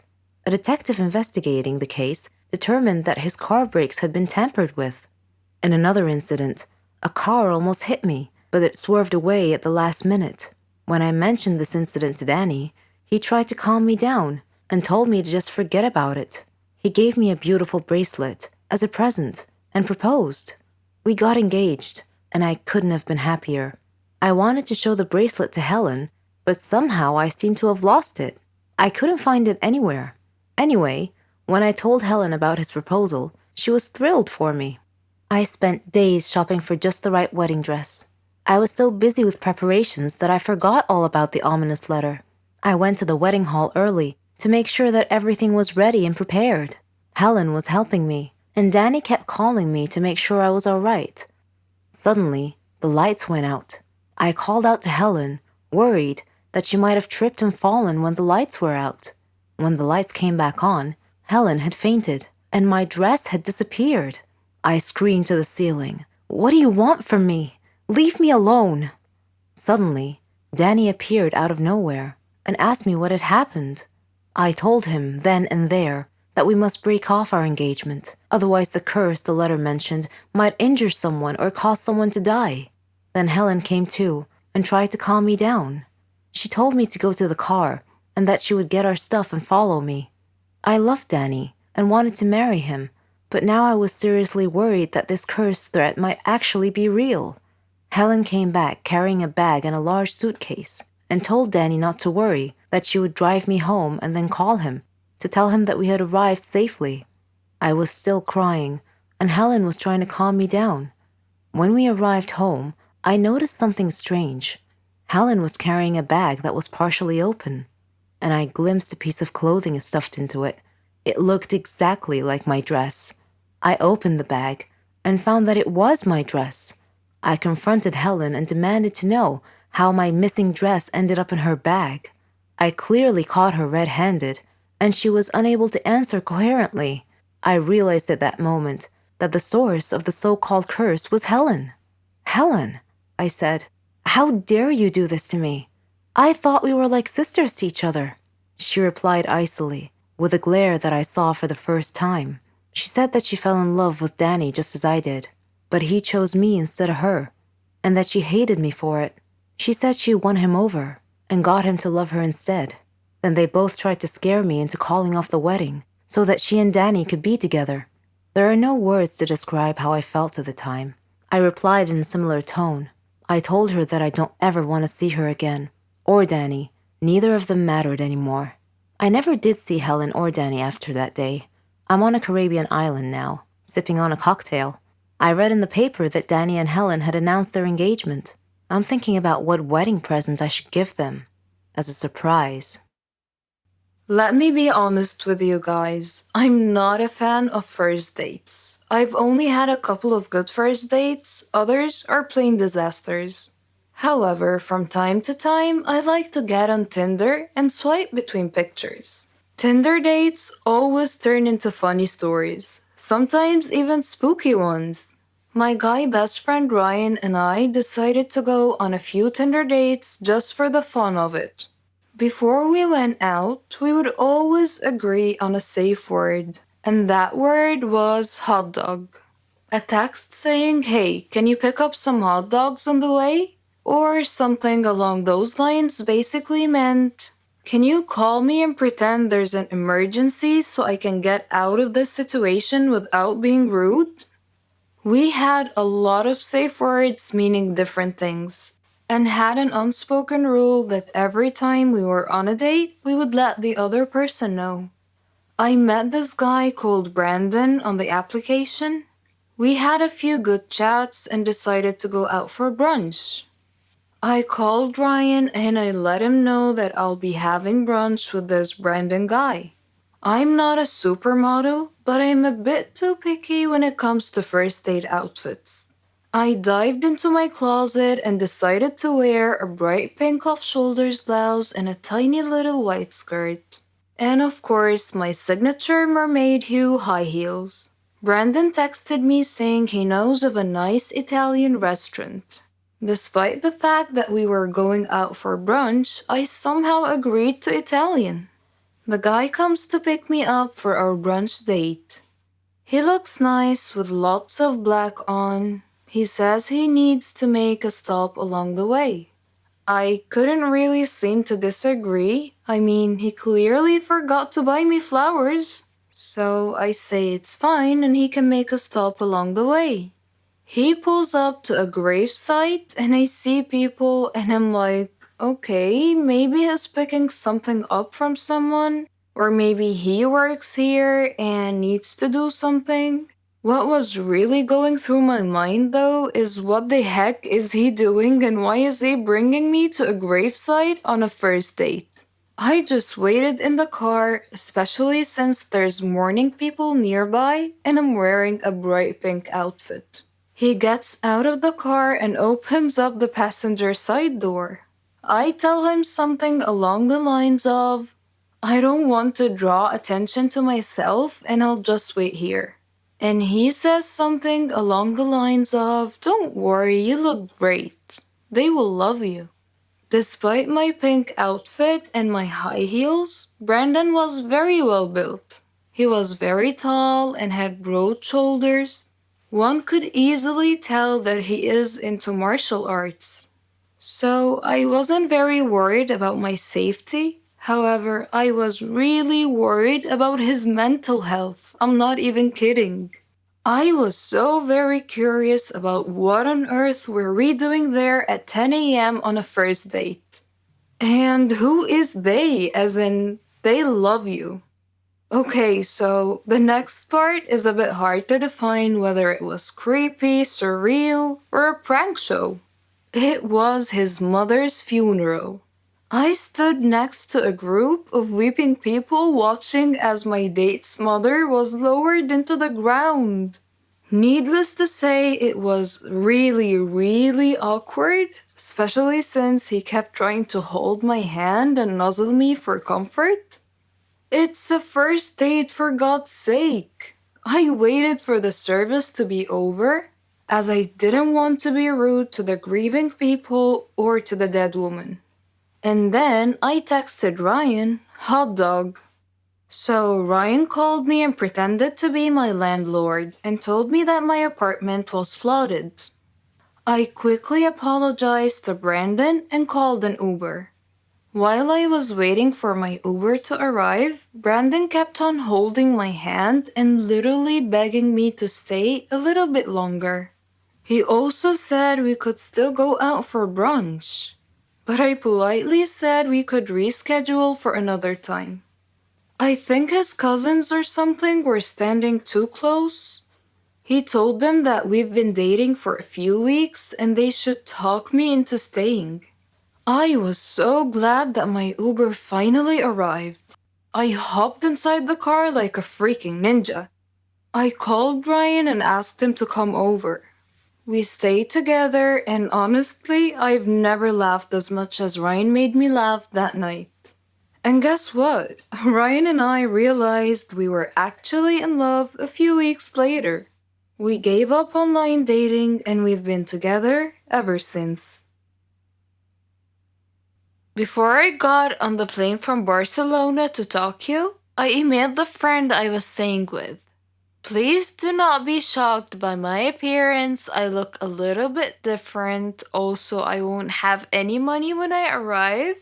So if you can help me sort it out, that would be great.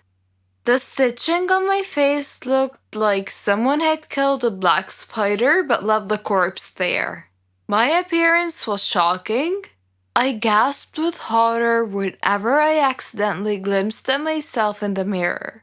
And that was before I even registered that it was me looking back. My face got worse on the plane ride to Tokyo. Whether it was just the cabin pressure or the time that was the bruises take to bloom, but my friend meeting me at a hotel in Tokyo blanched when he saw me. My eyes were black and swollen shut.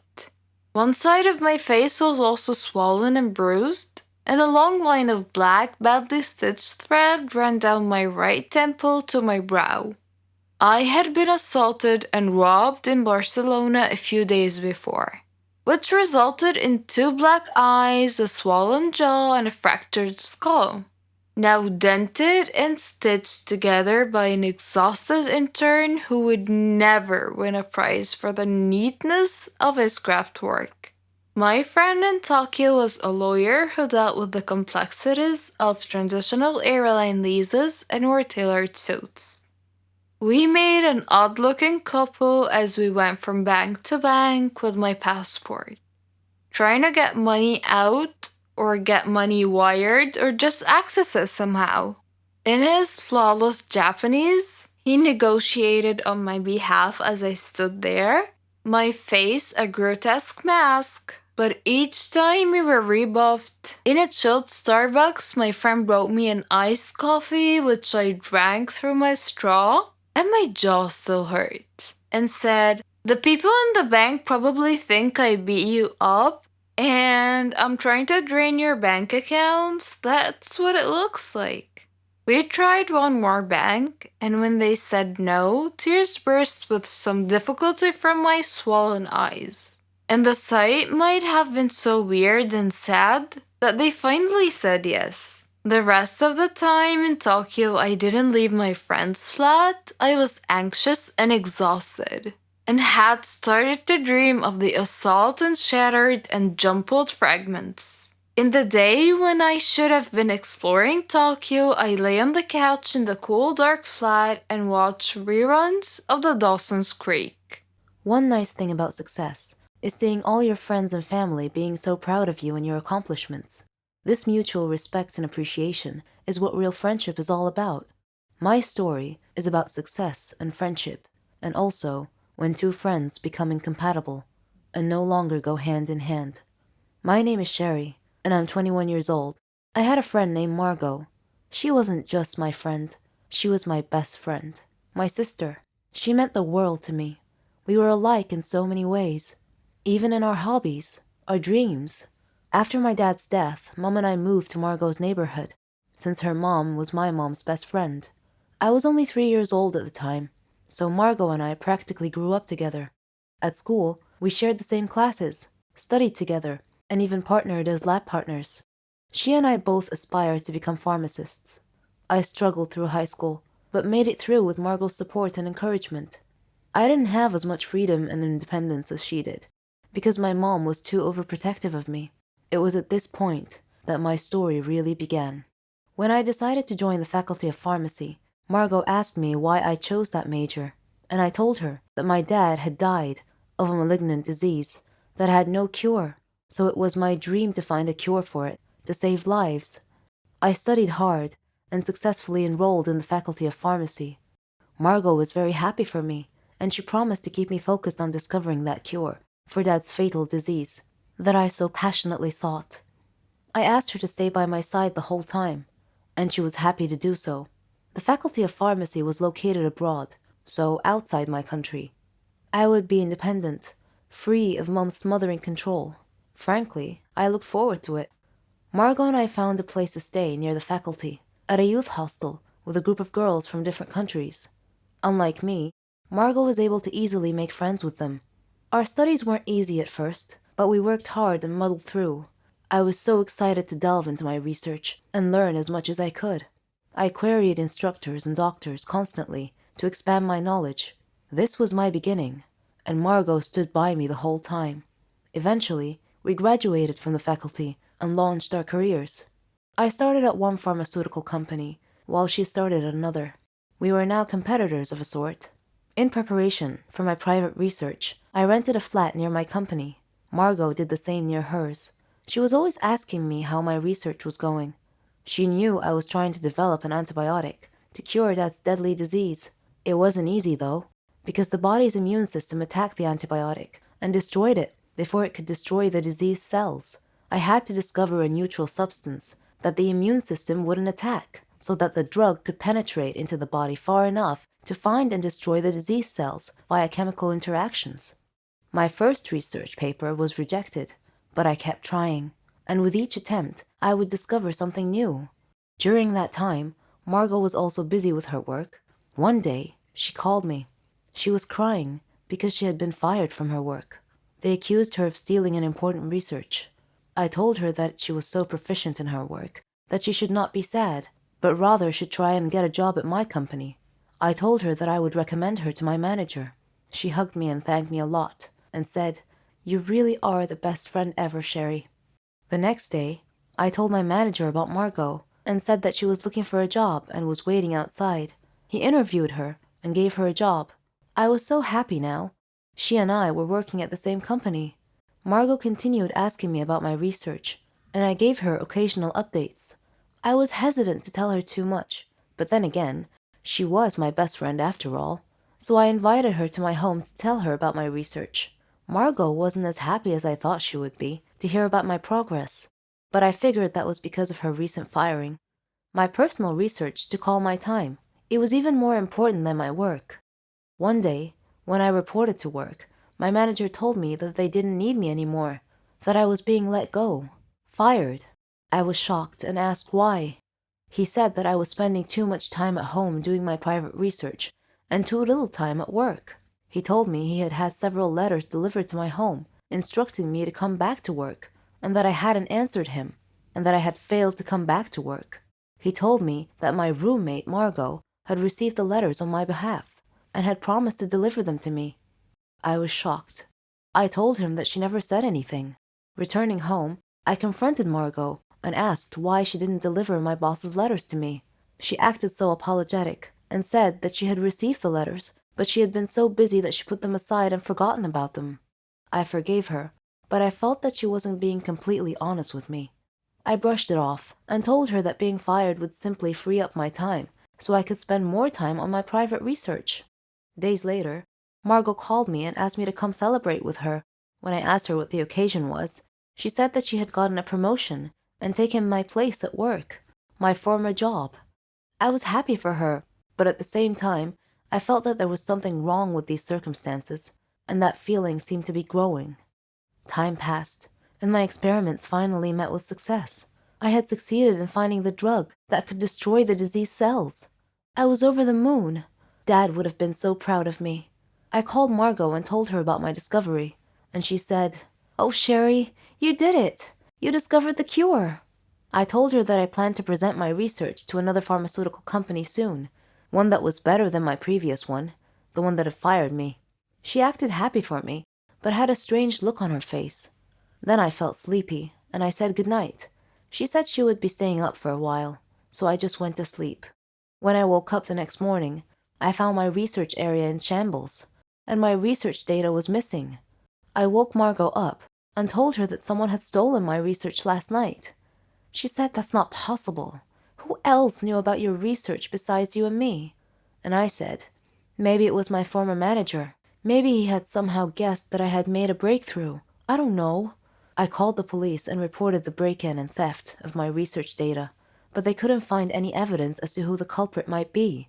I returned to my home country disappointed and dejected. I got another job at a company near my house. Many months had passed. I wasn't in touch with Margot anymore. We kinda lost contact somewhere along the way.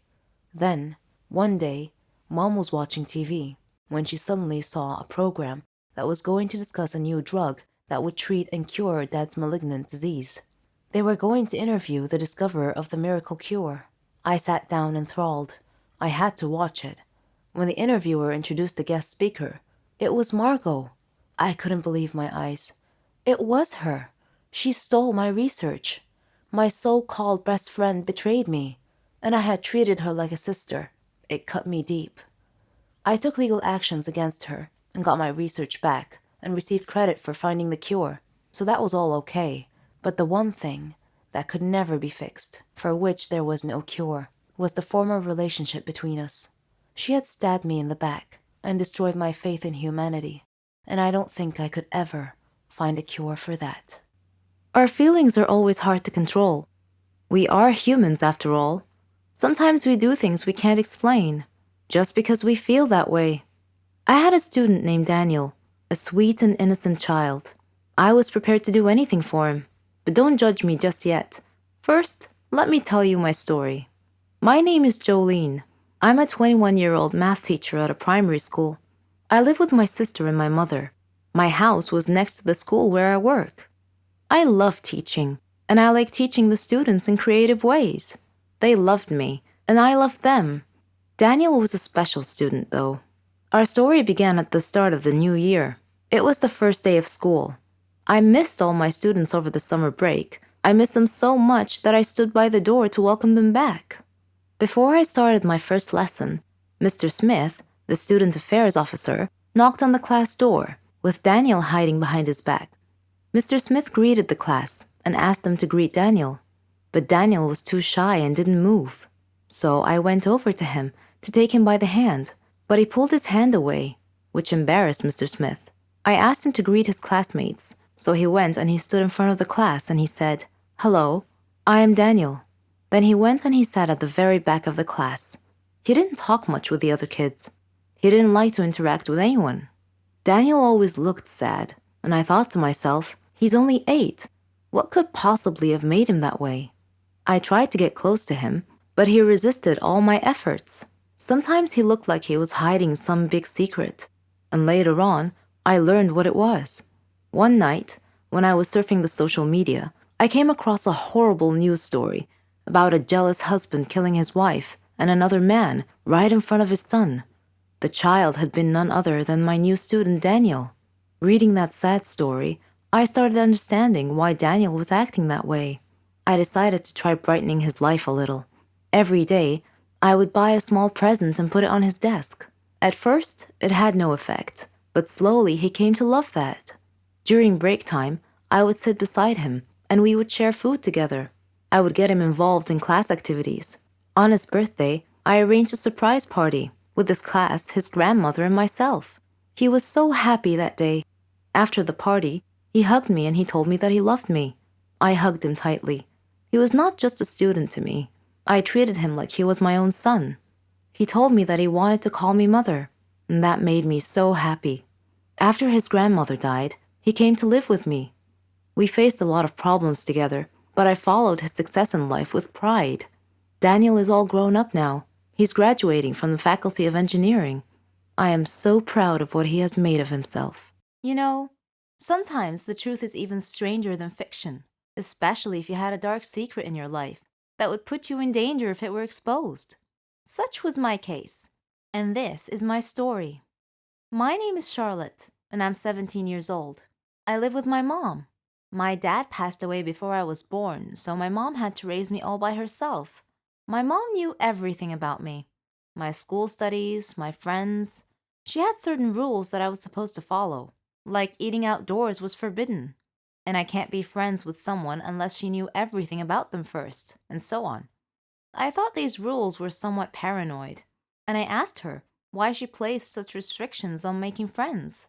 Her reply was simply that you can't trust anyone nowadays. But that wasn't a very satisfying answer. And when I asked her what it meant, she didn't say anything further. As I was growing up, these rules mystified me even more, and I couldn't help but wonder if they had anything to do with my father, whom I knew nothing about. Mom always said he was a troublemaker, and she told me that everything would be clear to me in time. One holiday, I joined a new band. We held a lot of concerts. It was the best. I was good at playing music and singing. When we went camping, we met some students from other countries. We made a lot of new friends and had fun together. We even had a chance to increase our band's fame and reputation. After our first performance at camp, an Asian girl approached me. She hugged me, saying, "Charlotte, I missed you a lot." Taken aback, I asked, "Do I know you?"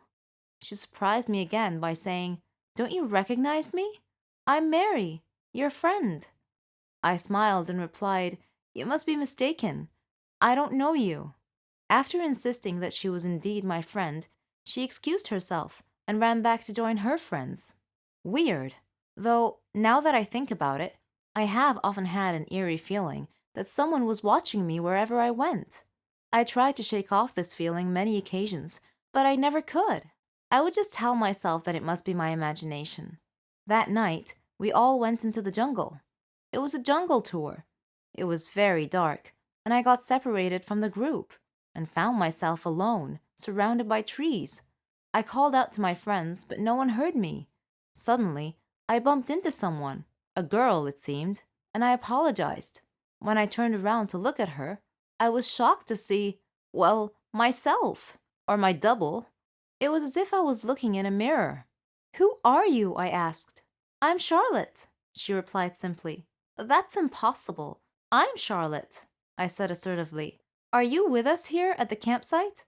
"Yes," she said. I asked her which way back to the campsite. She pointed in one direction and we headed back. As we were walking, her phone rang. It was her father.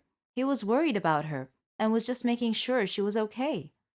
We arrived at our tents without incidents, and I said, "It was really nice to meet you, Charlotte.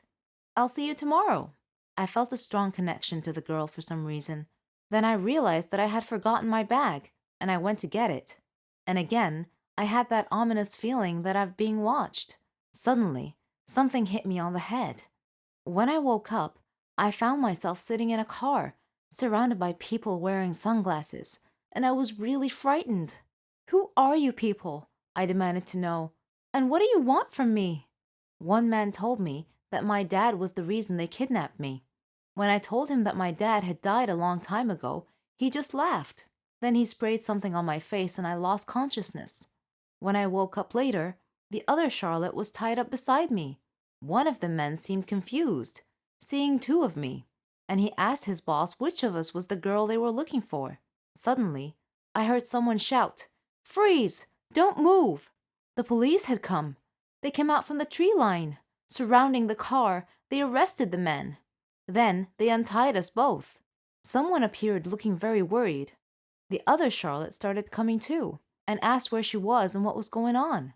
Then she saw her dad and she ran to him. Her dad then looked at me and asked for my name and my mother's name. When I told him, he said he knew who I was and said to send his regards to my mom and to tell her that he was still keeping her secret. Then he gave me a medal and hugged me, saying that he wasn't sure if we would ever meet again. I was still staring at him, looking confused, so he smiled and he asked me where my father was. And I told him that my father was dead. And then he said that that was their agreement. He and my mom, that he was only trying to protect me and the other Charlotte, who happened to be my twin sister. He said he got into some trouble in his line of work. Some people threatened to kill us, so he and my mom decided to split us up. She took you, and I took your twin sister, he said. We did this to keep you safe. I named your twin Charlotte, just the same as you. I was still feeling a bit overwhelmed at this point. This was preposterous. I couldn't believe it. Suddenly, I heard someone calling me. Charlotte, wake up! It's time for a trip. You must have been having a nightmare because you were screaming. I woke up to find myself in the tent with my friend. When I went outside the tent, I stopped. Right in front of me, staring me in the eyes, was a girl who was my mirror image. I think the person who invented horror movies must have had real psychological problems. What benefit is there spending hours watching vampires, werewolves, decapitated heads with arteries spurting blood? Horror movies are just a waste of time, and I'm sick of constantly seeing them on TV. Do you think these horror movies affect our heart and nerves? Will they somehow bring about our deaths in due course? My name is Melina. I am 15 years old. My mom died during childbirth when my brother Martin was born. It was my responsibility to take care of him. My friends called me Melina the Horrible because I really hated horror movies. Even if they only had a smattering of corpses, scary monsters, an insane madman wearing masks and stabbing people at random acts of cruelty. Creators of these movies had to be deranged. We really don't need those kinds of movies. There's enough cruelty and misery in the real world as it is. They did humanity no favor. My friends all made fun of me. They said I was just a coward. But that wasn't it. They just don't get it. It was impossible for them to change my mind, though, but they never stopped trying. Then, one day, I had to face a horror that was all too real. Before that day, I was preparing to submit a drawing for the school exhibition. I had worked on that drawing for more than 2 years. I wanted to win the Best Artist Award of the year. It was on this fateful day, after I had finished my masterpiece, that my nightmare unfolded right before my eyes. I woke up to the sound of my alarm clock. I had overslept an hour and was late for school. I grabbed a shirt that I had washed the night before, but it was still all wet. I tried to iron it, but I burned a hole in it instead because I was in such a hurry. I was literally running out of time, so I grabbed a t-shirt instead. I packed some breakfast in a bag, took my drawing, and ran to school. I was so focused on rushing to school that I didn't notice the mud pile up ahead, or the car coming from the side road, until it drove right through the puddle and splashed muddy water all over me. Well, at least my drawing was safe. Finally, I got to school, but the outside door was locked, and I couldn't get in. Frantic, I knocked on the door, and the school security guard looked at me through the small hole in the door. I told him that I was late for the exhibition and needed to get in quick. He looked at me with suspicion, but thankfully he opened the door. The principal was standing there with him, eyeing me through her thick glasses and asking me why I was so late. I told her that I was running late for the art exhibition and that I couldn't speak now, but that I would come to her office afterwards and fully explain myself. Without a moment to lose, I headed towards my classroom. Suddenly, I heard a sound as if the herd of elephants were coming my way. The lesson had just ended. Everyone was moving to their next class. I was like a pebble tossed in stormy seas, jostled right and left. Then the flood hit my drawing, carrying it downstream only to fall on the floor and get trampled on. I watched in shock as the whole disaster happened. I spent the rest of the school day sitting quietly at my desk. I didn't do any classwork, didn't feel like talking to anyone either. At the end of the day, after all the students had gone home, I was sitting alone in the schoolyard, watching the sunset. The guard told me that I needed to go home because he had to lock up. So, I got up and started walking. My home was a good distance away from school. I had no money for a bus or a taxi, so I had to hoof it home. Then, I came to a street that had been roadblocked. Workers were working on the road, and I couldn't pass through, so I had to take a detour around the roadblock and somehow ended up walking down a dark street. I didn't like dark roads. Maybe I should have just waited for the workers to finish their work. But then again, it would have been quite late. I continued down the dark road. I knew Dad would be worried, so I hurried along. It was just a dark road, nothing to be afraid of. I mean, it's not like I believe in horror movies. What am I afraid of anyway? What's the worst that can happen? Suddenly, I heard a sound on the other side of the street. It sounded like a voice moaning in pain. I ignored it and continued on my way, walking a little more quickly now. Then, the moaning sound turned into a snarl, and I heard footsteps behind me. I sped up my pace. I imagined the dark shadow following me, was gaining in on me, getting closer and closer. Could it be a ghost? A dead spirit? I stopped, and so did the footsteps. I felt their presence awfully close, so I turned around to face it. I saw a blue face, sunken shadows of the eyes, a stiff body, fangs in the mouth. A zombie! My brain screamed. I felt the blood drain from my face. I screamed. He snarled, and I ran. As I was running, another zombie appeared in front of me, trapping me between the two of them. What should I do? I had to do something. So, with all my strength, I swung my bag around in a circle and struck the one in front of me. He fell to the ground, and I ran past him, and I heard snarling again on the other side of the street. This must be a dream, I thought, but unfortunately, it was all too real. I kept running. Groups of zombies were gathering everywhere. Their appearances were disgusting and terrifying at the same time. I never want to see horror movies, but now they had decided to come to me instead. I ran, fell down, got back up, and ran some more. The street seemed really long. Suddenly, I saw a huge zombie crossing the road and getting in front of me. He was larger than the rest and had large hunting knife stuck in his head. I screamed and fell down, slowly moving backwards, trying to keep my distance from him. Soon, I was surrounded by two of them again. This really wasn't my day at all, and it was going to end up with me being zombie meal. I thought of Dad and my friends and what they would think about me being eaten by the thing I despise most. Zombies broke out through the hedges and surrounded me. The big zombie pulled the knife out of his head and prepared to stab me, but I made the heroic effort and grabbed the knife from his hand and stabbed him with it instead. But the knife crumbled. It was paper, and unexpectedly, all the zombies gathered round and removed their faces, and all my friends shouted, "Happy Halloween!" I was angry and mortified, and relieved. They praised me for my courage and apologized for pranking me. They had told passers-by to avoid this dark street so that they could pull their prank. They even enlisted some volunteers to help them with the prank. I was still in mild shock, waiting for my breathing and heartbeat rates to return to normal. To comfort me, they presented me with a zombie doll as a memento of this night. After I finally got home, I told Dad about the whole thing, and he rolled over the floor laughing. I was so glad this day was over. I was right. None of it was real. Just that second, something made me glance at the zombie doll, and it turned its head to stare at me. I don't follow the news much. International crisis, crimes, kidnapping, all these things just fill me with dismay. It's as if our world is a dangerous jungle, and I don't like that feeling. Because I'm a peaceful girl who likes to avoid trouble. Little did I know that my peaceful world was going to be shaken by one of these sad events. I'm Marcia, and I'm 18 years old. I live with my parents and my little sister Marilyn. My mother often warned me to be alert and avoid dangerous situations. She told me that peaceful people can live in a peaceful world if they choose to do so, but that wasn't entirely true. I was at a friend's birthday party once, and we were laughing, eating, playing, and having a great time.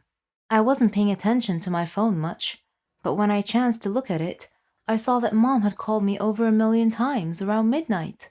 She was clearly worried about me being out so late, so I decided that I needed to rush home.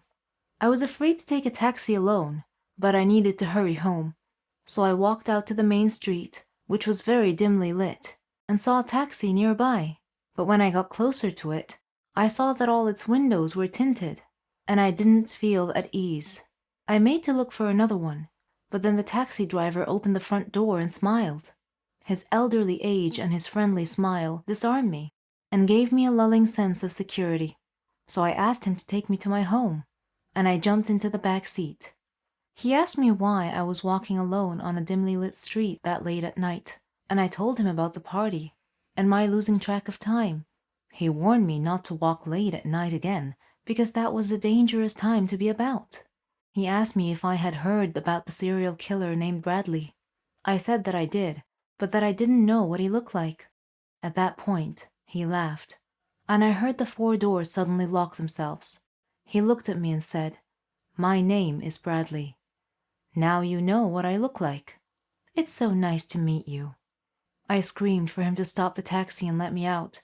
He stated simply that the simple mistakes can have the largest impact on our lives sometimes. He boasted that I would be a perfect addition to complete his skull collection. In a panic, I grabbed his seatbelt and began strangling him with it. I demanded that he stop the car, but he refused. I began choking him harder and harder until he eventually lost control of the car. The car careened off the road, flipped a few times, and landed upside down. Luckily, I was still conscious and was able to get out of the overturned car. He tried to grab me as I was crawling out, but I managed to escape. I ran back up the main road and flagged a car carrying a family in it. Once I reached home, I relayed my horrendous experience to Mom, and she took me to the police station. After listening to my story and my description of the guy, the police promised to investigate and to catch the criminal as soon as possible. That experience scarred me for life, but I know now that I have to be strong if I am to live on. Some days later, I received a message from an anonymous sender that said, "Be ready for the next ramble. You haven't seen the last of me yet." There are different kinds of pranks.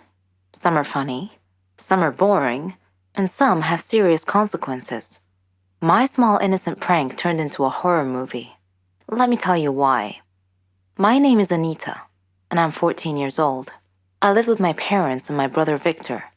Victor is 3 years younger than me. We are also close friends.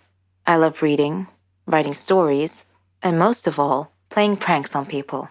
I just love to do it.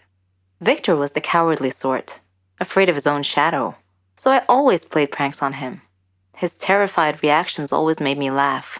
Whenever he would try to play a prank on me in retaliation, though, I would always see through it immediately. My parents used to spend Halloween at my aunt's house. So, one day, I decided to scare him by dressing up like a ghost and hiding in his closet. When he came home and called for me, I didn't reply. He entered his room and opened his closet to hang his coat, only to be confronted by me jumping out and screaming "boo" in his face. He leapt backwards, wide-eyed and terrified. He screamed like a girl. I was rolling on the floor, laughing. If he wasn't such a coward, I wouldn't have had any fun at home. "One day," he joked, "your pranks are going to be the death of me." When he turned 17, Victor received a scholarship to the state university. I saw him off with tears in my eyes, hugged him, and gave him a present marked "Don't open until you arrive at your dormitory." Shortly after he arrived, he video called. He had blue powder all over his face and looked hilarious. He said, "Very funny, ha ha ha. You have to stop these pranks, sis. We're too old for this stuff now." Oh, how I missed him. I laughed. With him gone, everything was so boring. When October came and Halloween was only a few days away, the doorbell rang, and I opened the door to find a letter lying on our doorstep. I opened it and found a picture of Victor. His face had been beaten black and blue. He looked horrible. I opened the letter and read, "Victor got involved in drug dealing and now owes us a lot of money. If you don't pay off his debt as soon as possible, we will kill him, and you too. Do not call the police, or he will only die sooner." Panicked, I called the thug's phone number, written at the end of the letter, but there was no answer. Victor was such a sweet and innocent guy. I couldn't believe he had gotten himself involved in drug dealing. I thought of calling my parents, but I decided not to, because they would definitely call the police. So I spent the next 2 days thinking. Then, the home phone rang, and I felt my heart sink to my feet. I slowly picked up the receiver. "Do you have the money?" the caller asked in a cold voice. "I need more time. I don't have that much money," I pleaded. The voice replied, "You seem to think we are joking. Okay, the next photo we send you will be that of your brother's dead body." He said that. Then he hung up the phone. My stomach wrenched. I felt sick and tried to call my parents, but I couldn't reach them. The next day, I heard a knock on the door, and when I opened it, there was another note lying on the doorstep. It read, "The angel of death comes today." My parents were at my aunt's. I was alone and didn't know what to do. I closed all the windows and curtains and locked all the doors. I turned off the lights. At the stroke of midnight, I heard a noise outside my house. I peeked out a window and saw a man, all in black, in my front yard. He was walking towards the back of the house.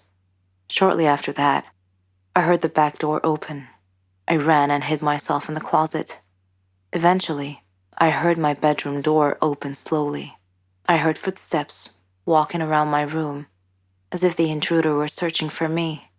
Suddenly, my closet door opened. I panicked, pushed the masked intruder, and dashed out of my room and down the hall to the dining room. Victor's decapitated head was on the table. Oh my God. My last thought before I fainted was that if the drug dealers were going to kill me too, just as they promised. Goodbye, life, I thought. When I woke up, I saw my parents and Victor, dressed in black. They all began laughing hysterically. Angry, I snapped. "What's going on? Why are you all laughing? This isn't funny." Victor confessed between laughs. "It was just a prank, sis. And you should have seen the look on your face when I opened the closet door." From that day on, I never played pranks on anyone ever again.